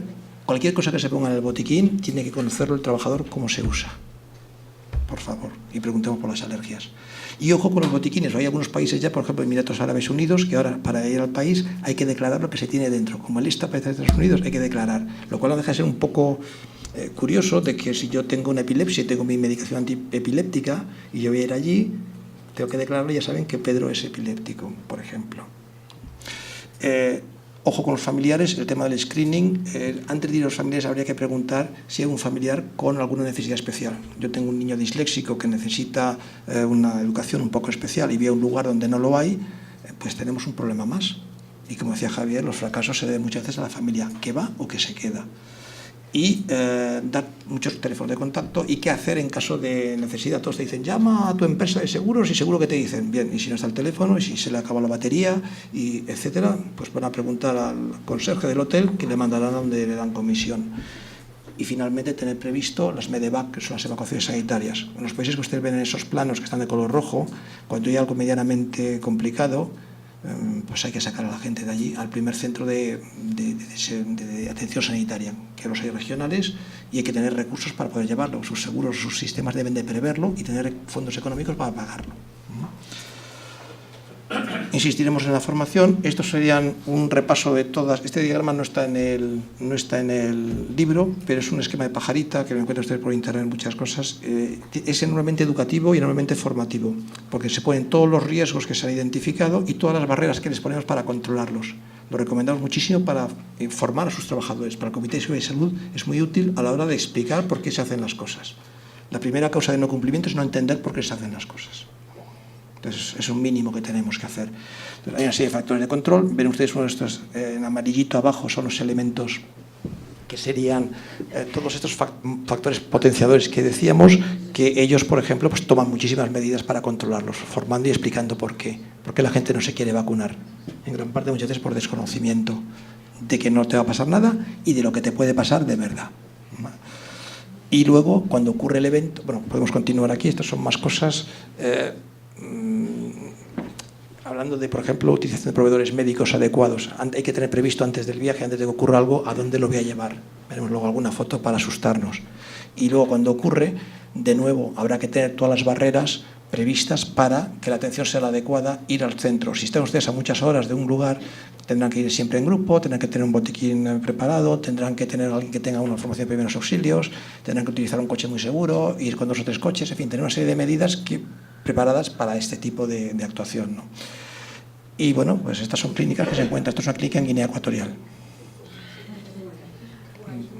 ¿Vale? Bien, pues ya está. Sigamos a la siguiente. Otro aspecto muy típico de nuestra actividad es la aptitud para el trabajo, la aptitud para el viaje en este caso. Repitiendo lo que ya se ha dicho, ojo al riesgo sanitario del país, ojo que si estamos en zona aislada o remota o no, el manejo es distinto, la aptitud es distinta. Los medios de transporte incluyámoslo en nuestra evaluación de riesgos. Si yo tengo que utilizar un medio de transporte donde el asiento es muy pequeñito y no tengo sitio, y yo estoy una persona muy grande, pues a lo mejor no soy apto para ir a ese sitio. O si tengo que ir, es así, o tengo que poder utilizar alguna lancha de salvamento y la lancha va pensada para personas de hasta cierto peso, y si peso más no puedo ir, por ejemplo. No nos olvidemos de los requisitos del país de destino. A veces nos pueden obligar a hacer cosas que aquí no hacemos. Hay algunos países que para poder trabajar tienen que hacer una radiografía de tórax para ver si tiene tuberculosis. No me cuenten nada, pero es la ley, punto. Entonces habrá que buscarse maneras, hay algunas, para intentar verificar por un médico local que esa persona no tiene tuberculosis por otros medios, entre otras cosas que vienen de un origen con prevalencias muy bajas. Aquí la prevalencia es muy baja, pero hay países con prevalencias altísimas, muy altas. Entonces hay un porqué. Muchos de los viejecitos de esta sala nos hicieron la fotoseriación de pequeñitos, nos llevaban a sitios, ¿verdad? Porque la prevalencia de tuberculosis en aquella época en España era la que era. Y lo último ya quizás es el tema... bueno. Sí, no, solo dar unos matices. Lo que ha contado Pedro es muy frecuente, la radiografía de tórax. En cuanto te descuidas un momento, a tu trabajador en un año le han metido 3 placas de tórax, antero, posterior y lateral. Entonces, para eso lo que hay que hacer es intentar localizar a un proveedor local de confianza, ponerte en contacto con él, o bien personalmente o bien por teléfono, y decirle, mira, yo a mi trabajador le voy a hacer un cuantiferón, que me va a costar 100 y pico euros, o 100 y poco, o 100 euros, pero prefiero que gastarme dinero. Nosotros lo que hacemos, por ejemplo, en Malasia, prefiero gastar mi dinero que me radies a mí sin necesidad a mi trabajador. Y normalmente, si se lo explicas, lo suelen entender, etcétera, etcétera. Bloqueo de viaje. Bloqueo de viaje también hay en la guía, podéis encontrar, en cuanto a la actitud, hay unas tablas de actitud, de no aptos, de aptos, de cuándo debe ser apto, pero, insisto, son meramente orientativas. Luego cada trabajador es diferente. Es decir, nosotros, por ejemplo, hemos conseguido el bloqueo de viaje en nuestra casa para los países rojos, naranjas, no, rositas, rojos, rositas y el siguiente, que no me acuerdo qué color es, estoy ya mayor. La agencia de viajes que tenemos no emite billetes si no le va con el certificado Fit to Work, que es un logro que nos ha costado muchos años, pero que al final la compañía lo entendió que mejor es saludable. Tú no puedes mandar. Normalmente los no aptos suelen ser temporales, ¿no? Pongo un ejemplo muy banal, pues una persona que tiene prostatitis crónica y que pues, mira, vete al urólogo, tómate, y el urólogo me manda 10 días de tratamiento, el PSA, no sé qué, lo tienes alto, vas a tener una prostatitis. No quiero que me haga una prostatitis infecciosa en determinados sitios, porque es un drama. Aquí no pasa nada, te tomas el levofloxacino durante 10 días, te tomas el levofloxacino durante 10 días y se acabó. O es no apto hasta que no te cures esas 2 caries, pedazos de caries que tienes, porque un flemón o 2 caries en determinados sitios es un lío. Es un lío para el trabajador y es un lío para la empresa. Un medevac cuesta mogollón de dinero, mogollón de dinero, ¿vale? Entonces, y luego el trabajador que sufre, ¿no? Hablamos también de necesidad de un reconocimiento médico específico, con un protocolo específico que nosotros en nuestro caso llamamos protocolo de actitud para trabajar en lugares remotos o en offshore. No sé por qué insisten en llamarme. En fin. Y es un reconocimiento médico específico que va a ir en función de todas estas cosas que ponemos. Las características personales de trabajador son fundamentales. Si yo soy un hipertiroideo, necesito saber que está más o menos controlado, y a lo mejor tengo que pedir las hormonas tiroideas o una visita al endocrino. Si tengo algún problema cardiológico, igual, si estoy anticoagulado, ya sé que voy a tener algún problema y necesito saber cómo tiene su NR en un momento dado, o bloquearle o decirle que no, vamos. Sí, es específico. Vamos a seguir adelante porque damos unas tablas orientativas, sí, incluimos en las tablas la aptitud para usar ciertos medios de transporte, que puede ser un factor. Puede haber gente que tenga fobia al avión, eso existe, y lo peor es enterarte de ello cuando está en el aeropuerto, o se ha movido mucho el vuelo y dice yo no vuelvo en avión. Bueno, entonces las tablas orientativas, habéis visto antes en torno a un 1%, en experiencias de muchos años, nosotros que hacemos reconocimientos a gente que se mueve, estamos en torno a un 1% no apto, y la gran mayoría son por temas manejables, que hay que manejar adecuadamente antes de mandarlo. Es muy raro que sea un apto, digamos, permanente o, vamos, no sé si es realmente raro. Sí, un no apto en un viaje de estos tiene 2 derivadas que siempre como médicos tenemos que tener en cuenta. Primero, un no apto para ciertos puestos puedes truncar una carrera profesional o un puesto de trabajo importante a un trabajador, con lo cual hay que hacerlo con mucho criterio, y puedes truncar una operación, sobre todo si son trabajadores de alto nivel muy cualificados que ya lo han seleccionado antes de no sé qué, lo han seleccionado, te vas a no sé qué y resulta que es el mejor driller del mundo, el mejor tío que mete el taladro y es que lo hace fenomenal y no sé qué, y resulta que no le... Y darle un no apto supone parar esa operación que normalmente va con plazos, con lo cual al final tienes que medir muy bien tu no apto y justificarlo muy bien, justificarlo muy bien. Bueno, pues eso está desarrollado en la guía. Continuando, nosotros después insistimos mucho en los contactos regulares y permanentes con el trabajador. Estamos hablando antes, pero prever durante el viaje, durante el desplazamiento, tenerlo también. Hoy en día los medios de comunicación son relativamente baratos, es muy fácil ver la cara y que te vean la cara, eso ayuda muchísimo. Y tener previsto las desviaciones y un seguimiento de si algo le ocurre, pues asegurarte de que va a manejarse adecuadamente mientras que está fuera, ¿no? En la siguiente, sí, esto es un ejemplo de un hospital de un centro de alto nivel en Guinea Ecuatorial. es precioso y vacío. Entonces, ojo con estas cosas y ojo con la cualificación de los profesionales que nos encontramos. En muchísimos sitios no hay cualificación adecuada. Yo siempre hablo de la enfermería. La enfermería aquí en España somos unos privilegiados. Por ahí fuera es auténticamente penoso en muchísimos sitios, pero penoso, créanme. Y entonces es muy peligroso porque es la gente que realmente cuida al paciente, ¿no? Las herramientas de la guía es la parte final. Hay 5 grandes herramientas. El botiquín, las herramientas lo que es básicamente lo que ya se ha dicho, pero está puesto en otro formato, de forma que puedo hacer copy-paste. Se copia, se pega y se adapta a sus necesidades de sus organizaciones. Tenemos un tema del botiquín, insistiendo en la finalidad, contenido, aplicaciones, consejos preventivos, que son folletos que pueden adaptar a sus necesidades, que es, digamos, es la siguiente, es lo que se traduce prácticamente lo que venía antes en la guía. Y la segunda parte tenemos de la guía una tabla de resumen y riesgos y de medidas correctoras para que ustedes tengan una orientación de qué podemos hacer, u otros han hecho, u otros hacemos, y unos resúmenes de normativa, documentación y enlaces de interés. Los enlaces, usémoslos porque de verdad es lo que está al día. Esto se quedará muerto en poco tiempo, va todo muy deprisa, pero los enlaces, muchos de ellos seguirán manteniéndose. Y al final hay un glosario de términos.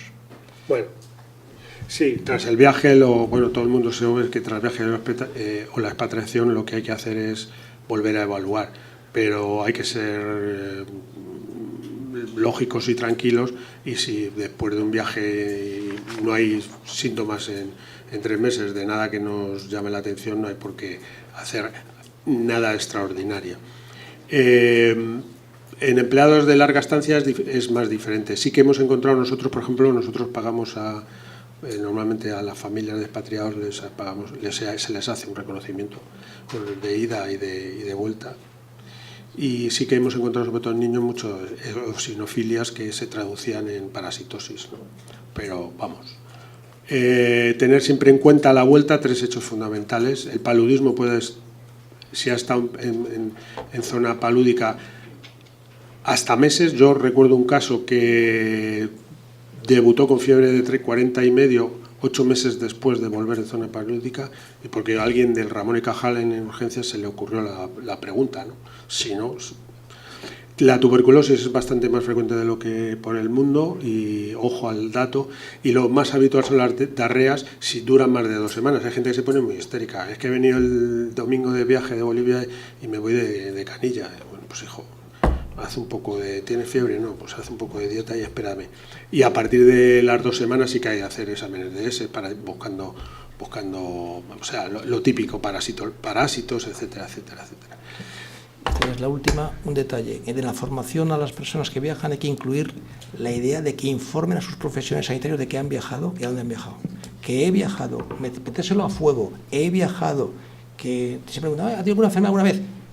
La que sea, he viajado a tal sitio en tal momento, que lo consideren como un antecedente personal, ¿vale? Eso es una parte de educación. Y esta es la última. Los autores y nosotros os damos las gracias por...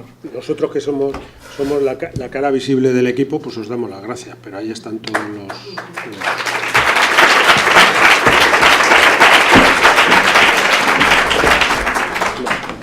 Bueno, gracias a los dos, y seguro que hay muchas preguntas y comentarios. María, ahora.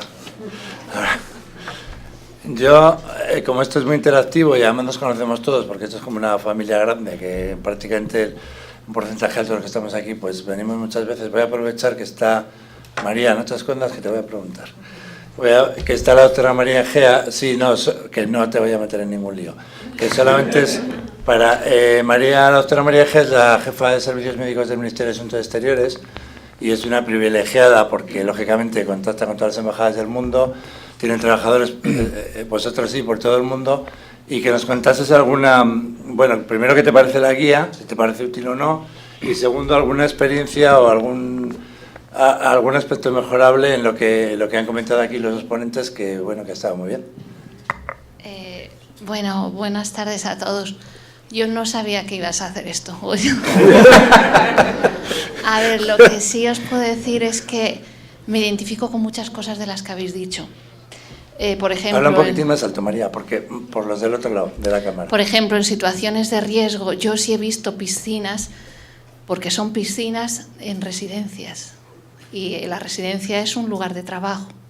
De hecho, en España, la residencia de los embajadores, por ejemplo, Caracas ahora mismo, es un lugar donde está haciendo acopio por si hay una instrucción de emergencia y se tienen que ir para allá. Tenemos casi 200 trabajadores.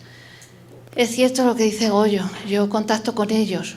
Nosotros, desde el Ministerio de Exteriores, mi trabajo es sobre todo atender al diplomático, pero cuando había problemas con lo del ébola, cuando nos decían que hay trabajadores allí, es increíble, o sea, lo que habéis puesto es completamente cierto. En Malabo hay albañiles que no toman el Malarone y en el hospital de Malabo ahí van con malarias cerebrales.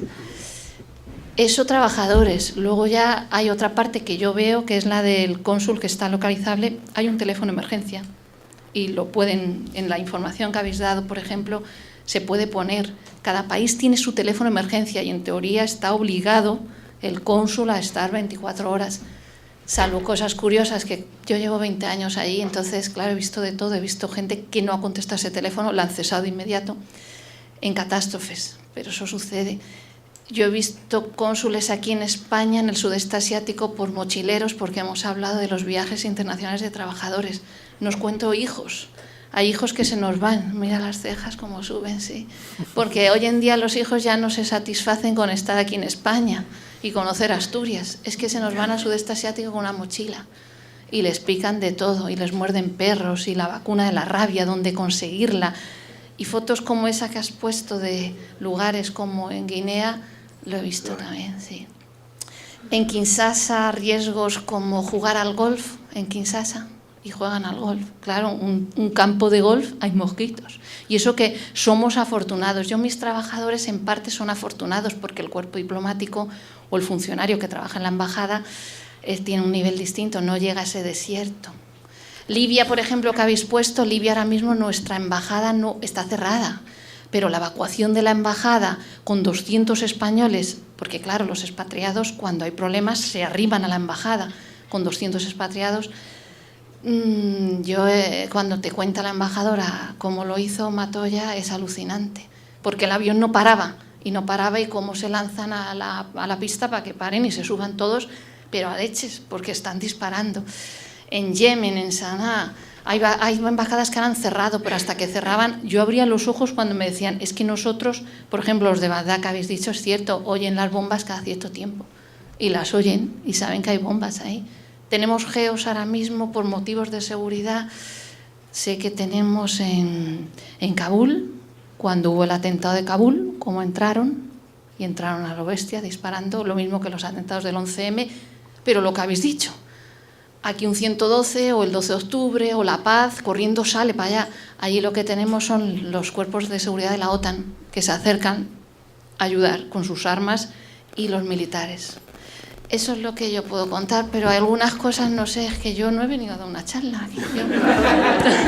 Pero creo que estáis, en una línea brutal, claro, es la que lleváis. Sí, es que nosotros, esto es una recopilación de nuestras experiencias profesionales. Sí, no es ni más ni menos. Entonces, al hilo de lo que decías de los teléfonos de emergencia, nosotros hace 2 años ya, lo de los teléfonos era tremenda. Lo que implantamos, que os lo digo como sugerencia, es una tarjeta que lleva todo viajero. Por un lado tienen los teléfonos de security, porque los países cada vez, nosotros tenemos en los países más conflictivos, somos después del Ministerio de Defensa tal vez el que más militares tenemos contratados. Se piden la excedencia y se viven a Repsol. Debe ser buena compañía. Y entonces en una cara tienen los teléfonos de security, porque tenemos en muchos países jefes de seguridad y te sacan de un lío. A mí me sacaron en Caracas con la Guardia Nacional Bolivariana, me sacaron de un pequeño lío, ciudad que no quiero volver a ver en muchos años hasta que no se lo arreglen.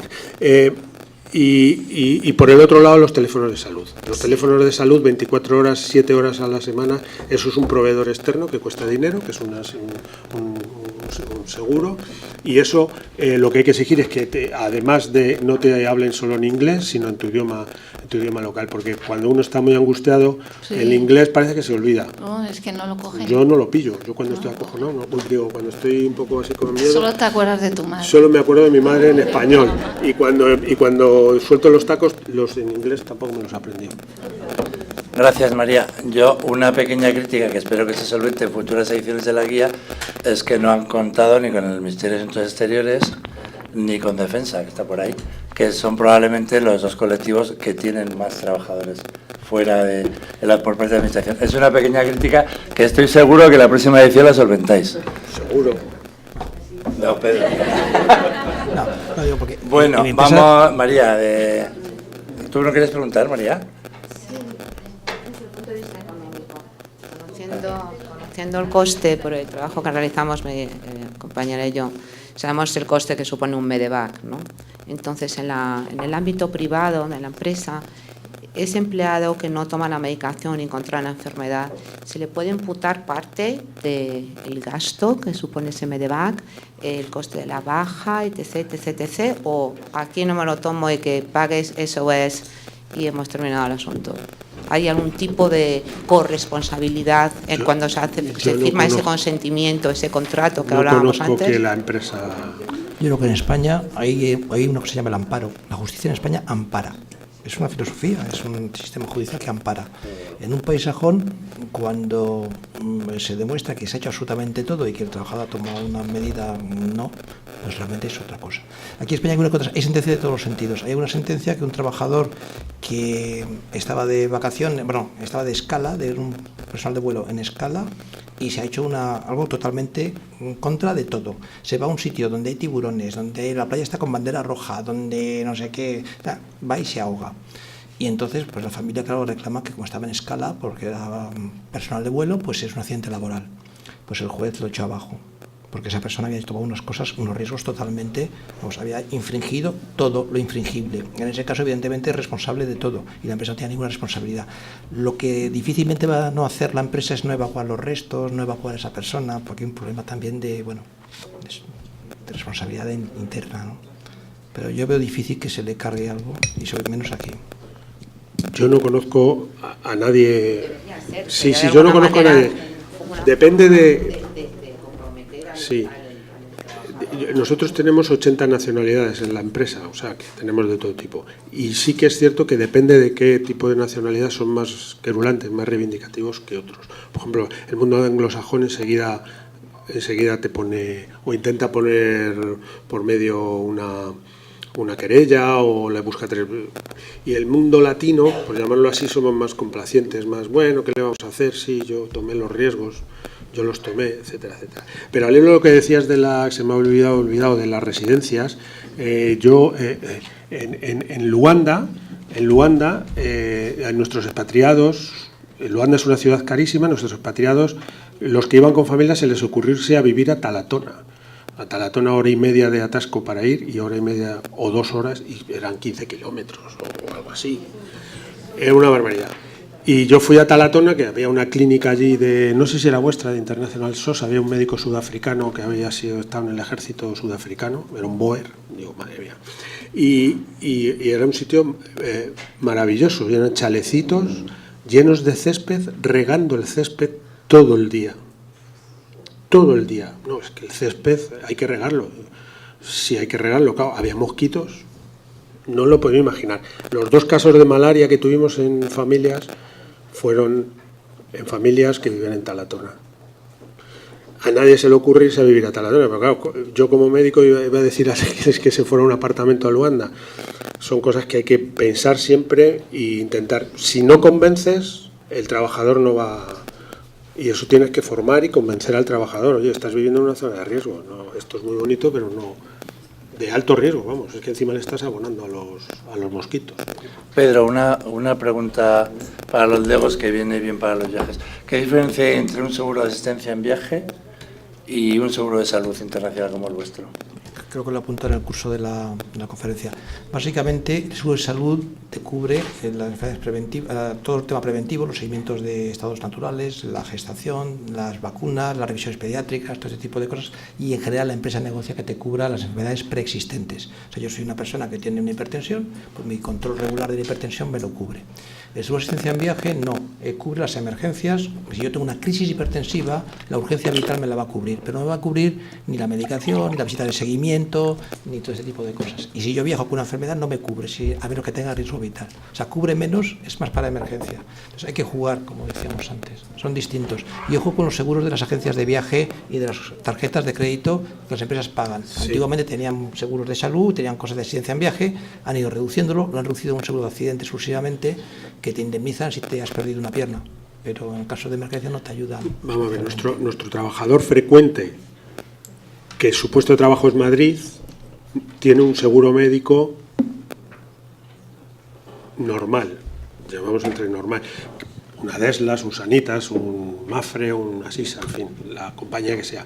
Eso normalmente cubre un número de euros en caso de enfermedad fuera viajando. Son 12.000 euros. Con 12.000 euros en muchos países no tienen ni papipas, como te pongas malo. Lo que tenemos nosotros es un seguro específico para viajes, que en el momento se activa en el momento de viajes, y es el seguro médico que te cubre absolutamente todo. Otra cosa son los expatriados, que ya tienen un seguro médico, pero específico para expatriados. Normalmente es un seguro de reembolso, bueno, con mucho más, es un seguro mucho más caro, obviamente. Para la empresa le sale mucho más caro el seguro ese que el seguro aquí que tengamos todos los demás, ¿no? Pero sí que hay que tenerlo en cuenta, sobre todo los viajeros frecuentes, que sepan que vamos, que si se rompen una muñeca en Costa Rica son 30.000 euros la operación. Y eso es un rol de los profesionales de la salud. O sea, os recomiendo que os metáis en vuestra empresa con recursos humanos con quien los contrate para ver qué están contratando. Y os leáis la póliza. Porque hay sorpresas, ¿eh?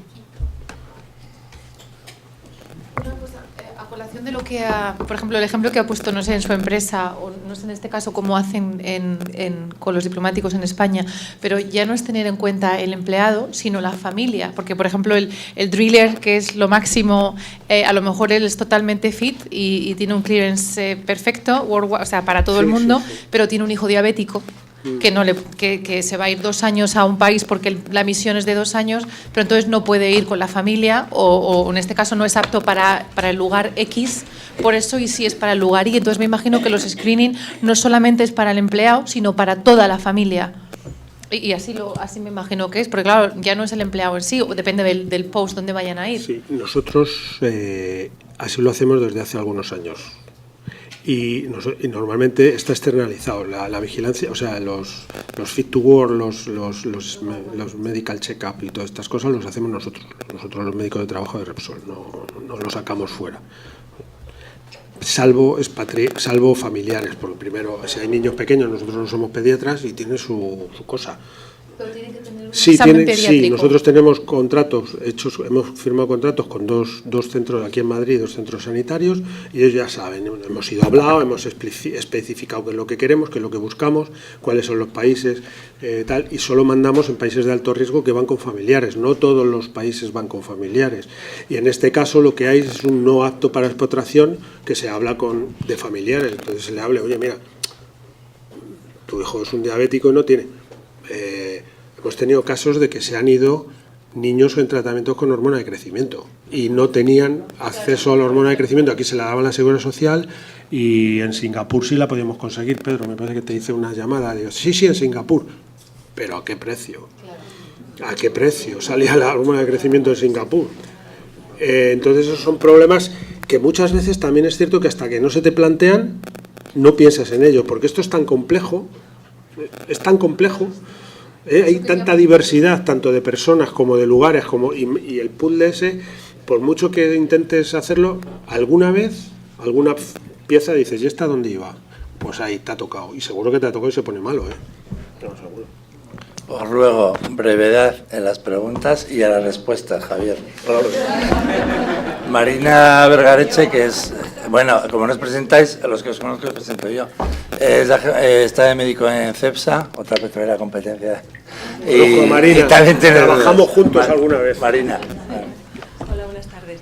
A ver, yo quería preguntar cómo gestionáis el caso de las bajas cuando no podéis traer a la persona aquí. Se pone mal a una persona en Singapur, pues le han mandado, yo qué sé, 3 años, el año y medio se queda embarazada, tiene un embarazo de riesgo, eso es una baja. ¿Cómo se gestiona eso?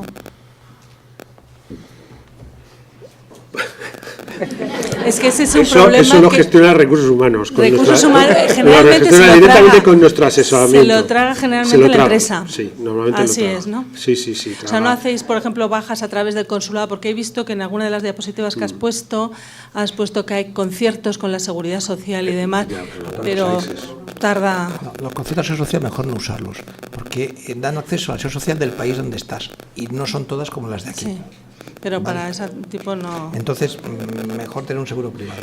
Hemos tenido sí, con embarazada hemos tenido varios temas de eso y al final la empresa se lo gestiona. Bueno, oye, me he puesto mala, estoy en el último trimestre y encima pues te mando a casa, no puedo volar, no puedo no sé qué, bueno, pues aquí y la empresa tacatá.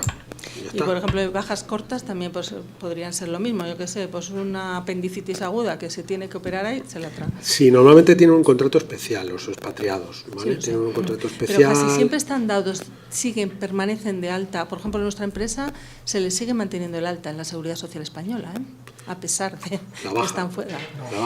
Se sigue pagando la Seguridad Social aquí, se sigue cubriendo. Sí, nosotros los expatriados normalmente lo gestiona la empresa, porque es mucho más, hasta donde yo sé, porque eso, cuando lo gestiona Recursos Humanos, cuando tiene algún problema de asesoramiento, te llama al médico, oye, que tengo a que le pasa esto, pero luego los temas administrativos yo de verdad y no tengo ni idea.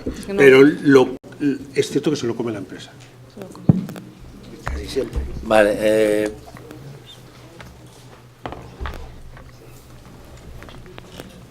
Yo quería preguntar por unos plazos aproximados o algo concreto sobre el Malarone, porque el Malarone mucha gente te lo cuenta con molestias digestivas, que un sueño mal, que no sé cuál.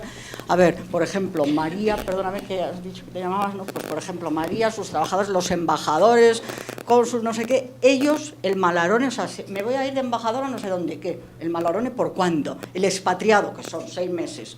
¿6 meses se toma el Malarone? ¿O el que va a Sudáfrica, pero es que me voy a ir al parque Kruger un fin de semana? A ver, es que yo es un poco, ¿sabes? Entonces yo tengo un poco establecido, donde yo estoy, un poquito que... La recomendación debe ser, y la que tienes que dar, que es durante su estancia, mientras que haya riesgo. Esa es tu recomendación que pones por escrito, en su historia clínica. Y ya está. Pero tú dejar eso por escrito, no digas 6 meses y luego tal. Lo que dicen las recomendaciones es mientras que existe riesgo. Hay que monitorizar porque si tiene algún problema hepático, etcétera, etcétera, tomar medidas, cambiar o incluso sacarlo de allí si sigue el riesgo y no puede tolerar. Puede ser un motivo para sacar a la persona del sitio. No, pero si va a estar un año en Nigeria, que se lo tome, que se lo tome. Yo me lo tomaría. 3 años, yo me lo tomaría. Y les hablas de lo que es el paludismo cerebral, que es un excelente sistema educativo. María, ¿quieres decir algo?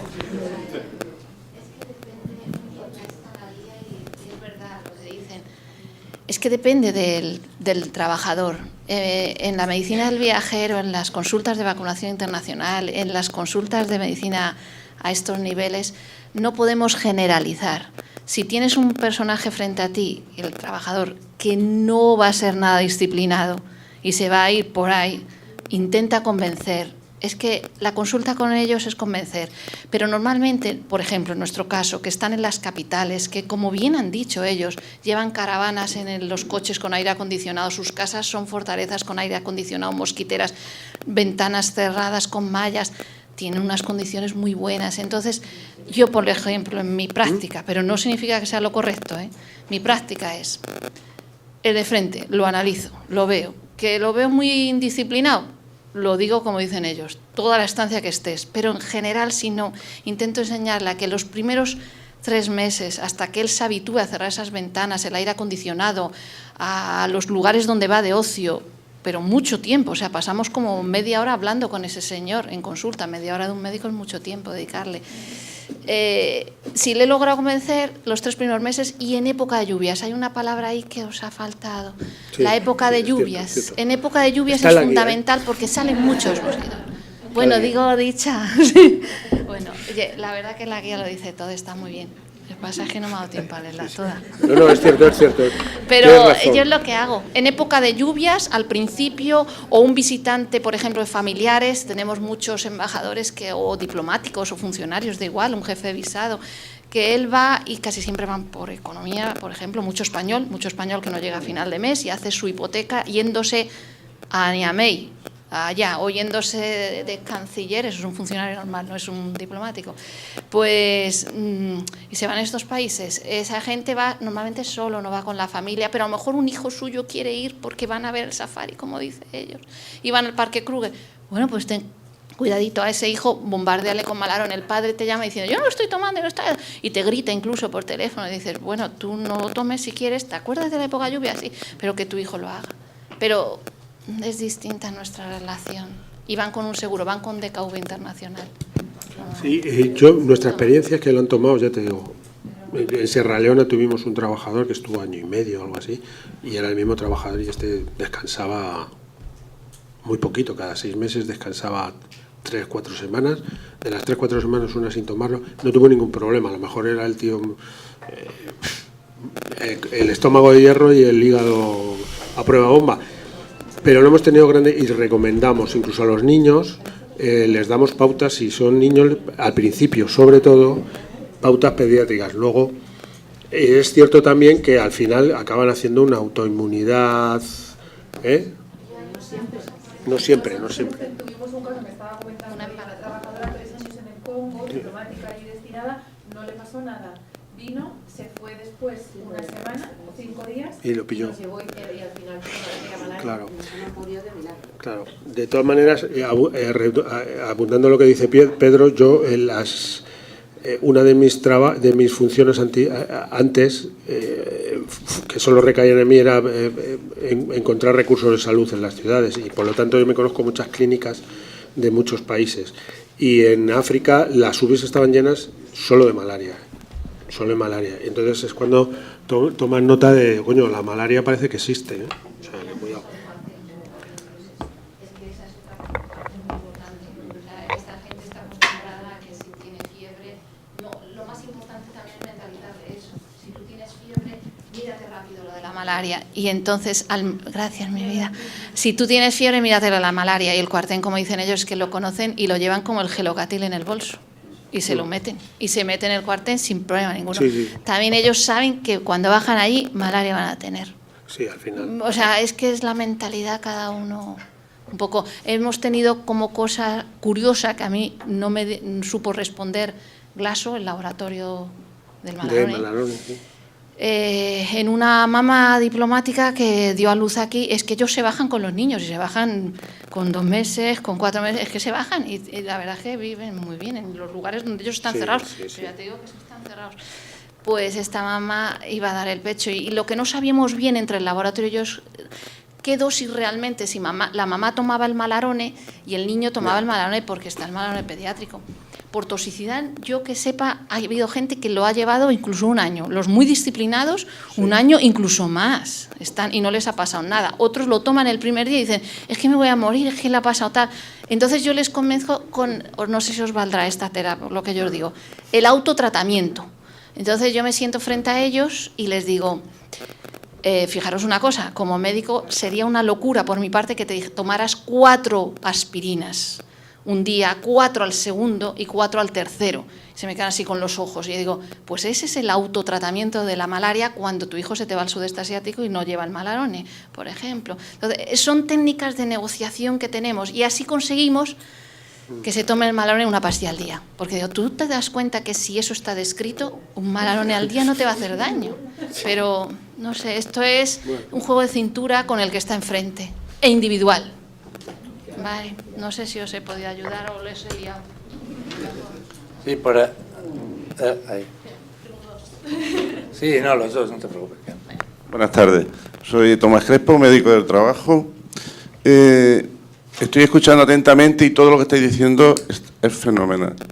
Lo importante, yo también entiendo que es la individualizar la persona. Total. Eso es fundamental. Total. ¿Por qué?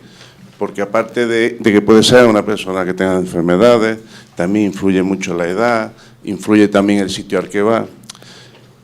Y trabajé hace tiempo en el Instituto de la Juventud en un programa que se llamaba Jóvenes Cooperantes, no sé si alguien habló de él, durante 10 años, en proyectos de cooperación internacional, en el que mandábamos a jóvenes españoles a proyectos de cooperación a todo el mundo. Entonces, lo importante que era reunirte con ellos, hablarles como estamos hablando aquí, porque aquí la mayoría somos médicos, pero ellos no son médicos. El médico es el factor más importante en un viaje internacional. ¿Por qué? Porque es la diferencia entre la persona, o el punto o nexo de conexión entre la persona y la empresa. Entonces la empresa lo manda, pero tiene miedo, no sabe dónde va, su formación es escasa, aunque sea un súper especialista en su materia profesional, en temas sanitarios a veces te ríes cuando hablas con alguna persona y no tienen ni idea de cosas. Importante, la prevención, la quimioprofilaxis, la vacunación, que a veces son vacunas que hay que poner, por ejemplo, a base de la hepatitis, se pone y es efectiva no en la primera dosis. Y la persona muchas veces, el país, la empresa lo manda a los 10 días de haberse vacunado la primera vez. No está cubierto esa persona. Y otra cosa que es muy importante es los hábitos de vida al país donde vas. ¿Cómo te vas a relacionar tú con las personas que están alrededor tuyo de ese país, fuera de tu trabajo? Es muy importante. La higiene, fundamental. La alimentación, fundamental. Ese botiquín que queda ahí un poco... El botiquín es un factor importantísimo para que el trabajador en un momento dado, frente a una diarrea, frente a una fiebre, frente a una pequeña herida en el pie que se puede infectar, tenga los mecanismos en su neceser de donde él viva para podérselo a él autoadministrar. Y luego la formación también en el hábito de los uso abusivo del alcohol en ciertos países en los que se visita, muy importante. En nunca montar un niño en un coche, que te van a pedir que lo montes, porque el niño, o evitar que cuando vas con el coche que se te monten detrás, porque se te va a caer el niño y le vas a tener un follón enorme. Todas esas cosas las hemos vivido y las hemos visto a lo largo de estos años. Sobre todo, la individualización del trabajador, explicarle claramente cuáles son, dependiendo del país al que va, las necesidades que va a tener, e informarle de qué hábitos preventivos tiene que tener, sobre todo en higiene. Para mí es fundamental. Gracias. Gracias. Yo, sí. Una...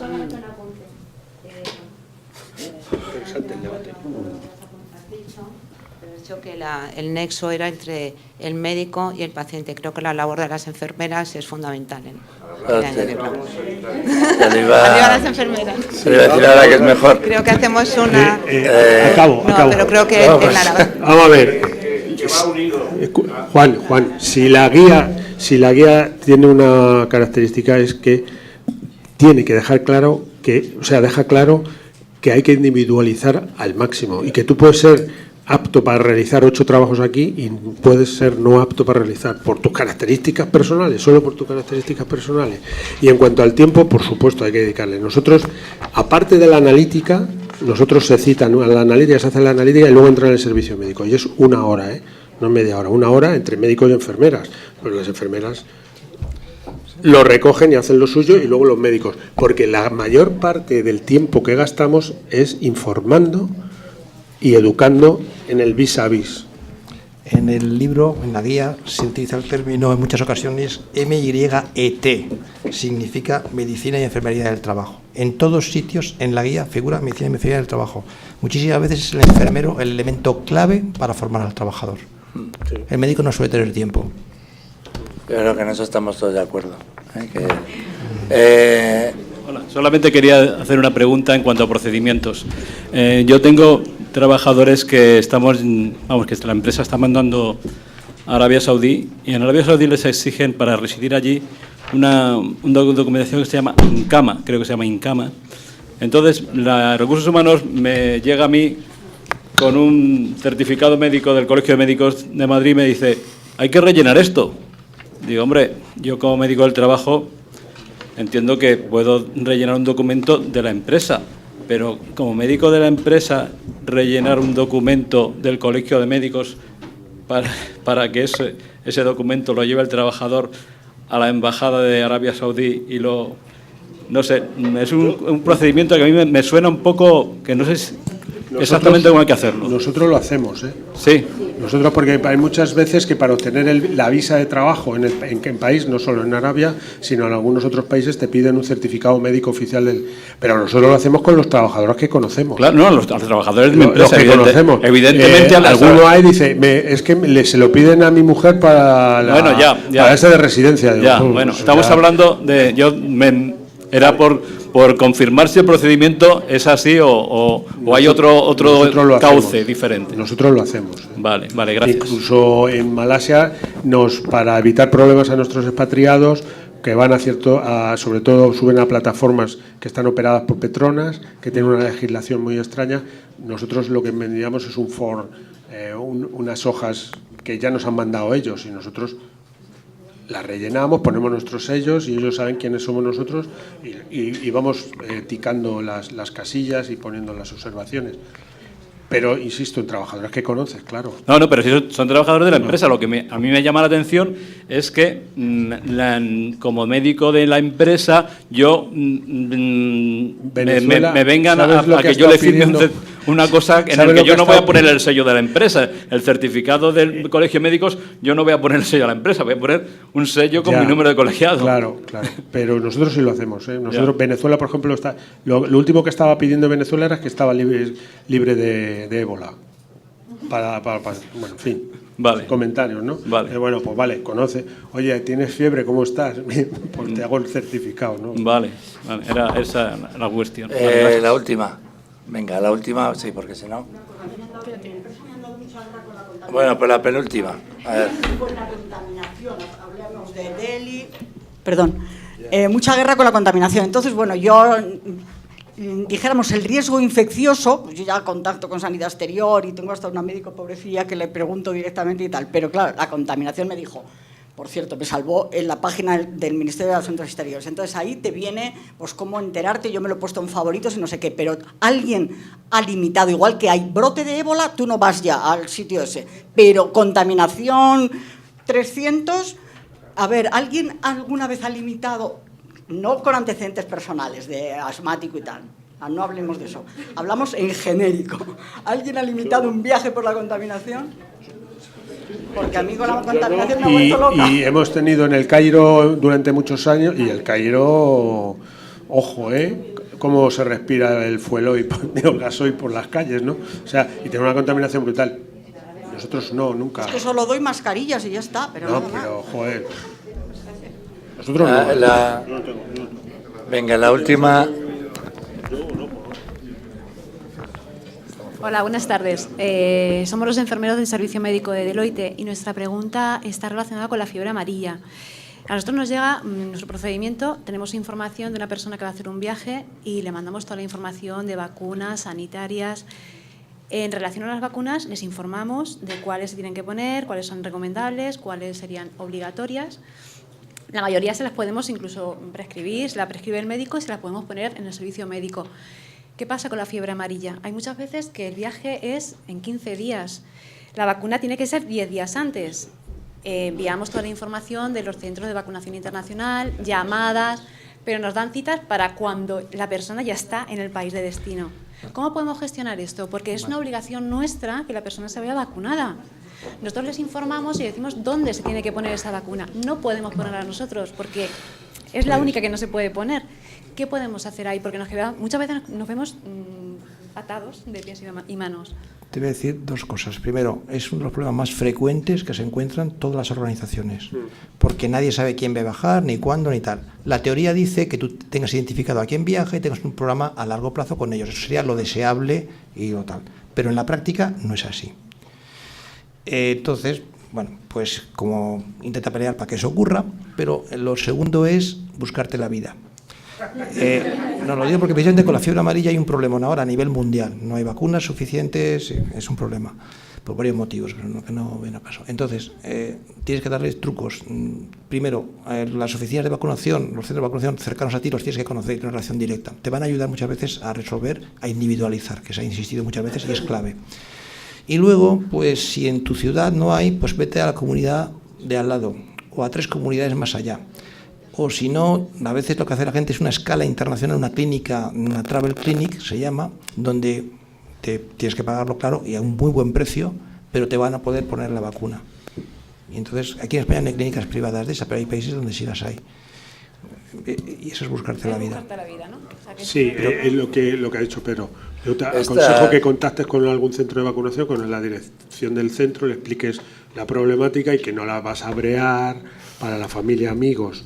No, solo para tus trabajadores que de verdad necesiten ponerse urgentemente la fiebre amarilla, que ya están muy quemados los funcionarios sí, en todo esto, con razón. Menos, el proceso llevamos ya casi 10 años haciendo este estudio, y o sea que ya nos ha pasado y ya sabemos, le mandamos a Toledo, a Guadalajara, o sea, sabemos ya todas las historias y conocemos a la gente de General Orá, que es el último centro, o sea que todo eso lo tenemos controlado, pero incluso con eso, el contacto directo que tenemos con sanidad, o sea, con lo que es los centros de vacunación, por mucho que queramos, que decimos que somos una empresa que viaja mucha gente, el truco final que hemos conseguido es que llegue el billete, incluso el mismo día que vayas con el billete allí y dicen, bueno, si hay alguna persona que directamente no se vaya de la lista de espera, pues metemos a esa persona. Pero que al final estás, entre comillas, haciendo algo que esa persona tiene el billete para volar, o sea, que ya tiene el día siguiente, si no, lo de la escala existe. ¿No hay alguna manera de intentar los centros de vacunación, de vinculación con las empresas? Bien, no, preguntamos. No, porque aparte tienen cupos, tienen criterios, tienen cosas. Sí. Y es buscarte la vida. Y luego la empresa aprenderá el día que pierdan una oportunidad de negocio o que bloqueen a alguien en un aeropuerto porque no se ha hecho. Y entonces verán que tienen que tener a los viajeros a países de riesgo, no son todos, pero los que van a países de riesgo en general suelen ser más o menos los mismos. A esos hay que tenerlos fichados. Y la empresa aprenderá pues por las bravas cuando pierdan un billete de una pasta o un negocio. Y hasta ese día no. Y tú les habrás presentado año tras año tu programa, tu plan, que te lo han dicho que no. Muy bien. El día que les cueste, a lo mejor cambian de opinión. Gracias. Bueno, 2 observaciones a esto tuyo. Lo de buscarte la vida que dice Pedro es verdad. Vosotros habéis venido poco por aquí. ¿No? Quiero decirte que esto también ayuda, que estas reuniones también ayudan a buscarse la vida después, como podréis comprobar, seguro. Y la otra es que cuando tengáis trabajadores, nosotros nos pasa, que también hay que buscarse la vida aquí, pero quiero decirte que si tú ves un colectivo, por ejemplo, escoltas nuestros, que potencialmente puedan viajar, pues coño, no esperas a que les manden, vacunarles a todos desde el principio, aunque no vayan a viajar, y sea un año antes, y cuando les toque ya están, ¿no? Quiero decirte que no lo dejes todo para el final, porque al final es cuando te pilla. Pero aún así te es más fácil. Sí. Ya. Bueno. Funciona bastante bien, también soy enfermera, entonces funciona bastante bien ir al servicio de tarde. Si vas al servicio de tarde, que suele tener mucha menos demanda que el de mañana, y hablas con ellos, te dan un poco la pauta para cuando tengas un apretón que sepas qué hacer. Esto no lo uséis mucho, pero a mí me da buen resultado. Hay que buscarse la vida. Claro, si los aburres, no, pero si ellos comprenden que tú eres razonable, pues al final somos todos compañeros, ¿no? Puedes dar también con el borde de turno o con la borde de turno, que yo también he dado. Pero el servicio de tarde suele ser siempre mucho más tranquilo que el de mañana, y entonces son más flexibles. Gracias, Araceli, por la información. Bueno, ya para acabar el capítulo de agradecimientos, primero a vosotros por venir, a los que están al otro lado porque no han podido venir seguro y algunos de lejos, a los ponentes, que están muy bien, la charla, gracias, y luego dar las gracias a Luis Reynoso en representación de la Asociación de Especialistas de Medicina del Trabajo por realizar todas estas actividades formativas y a Clinifarma por hacerlo posible. Y luego nos olvidamos siempre de la parte técnica de Carlos y su equipo, que gracias. Y hasta la próxima.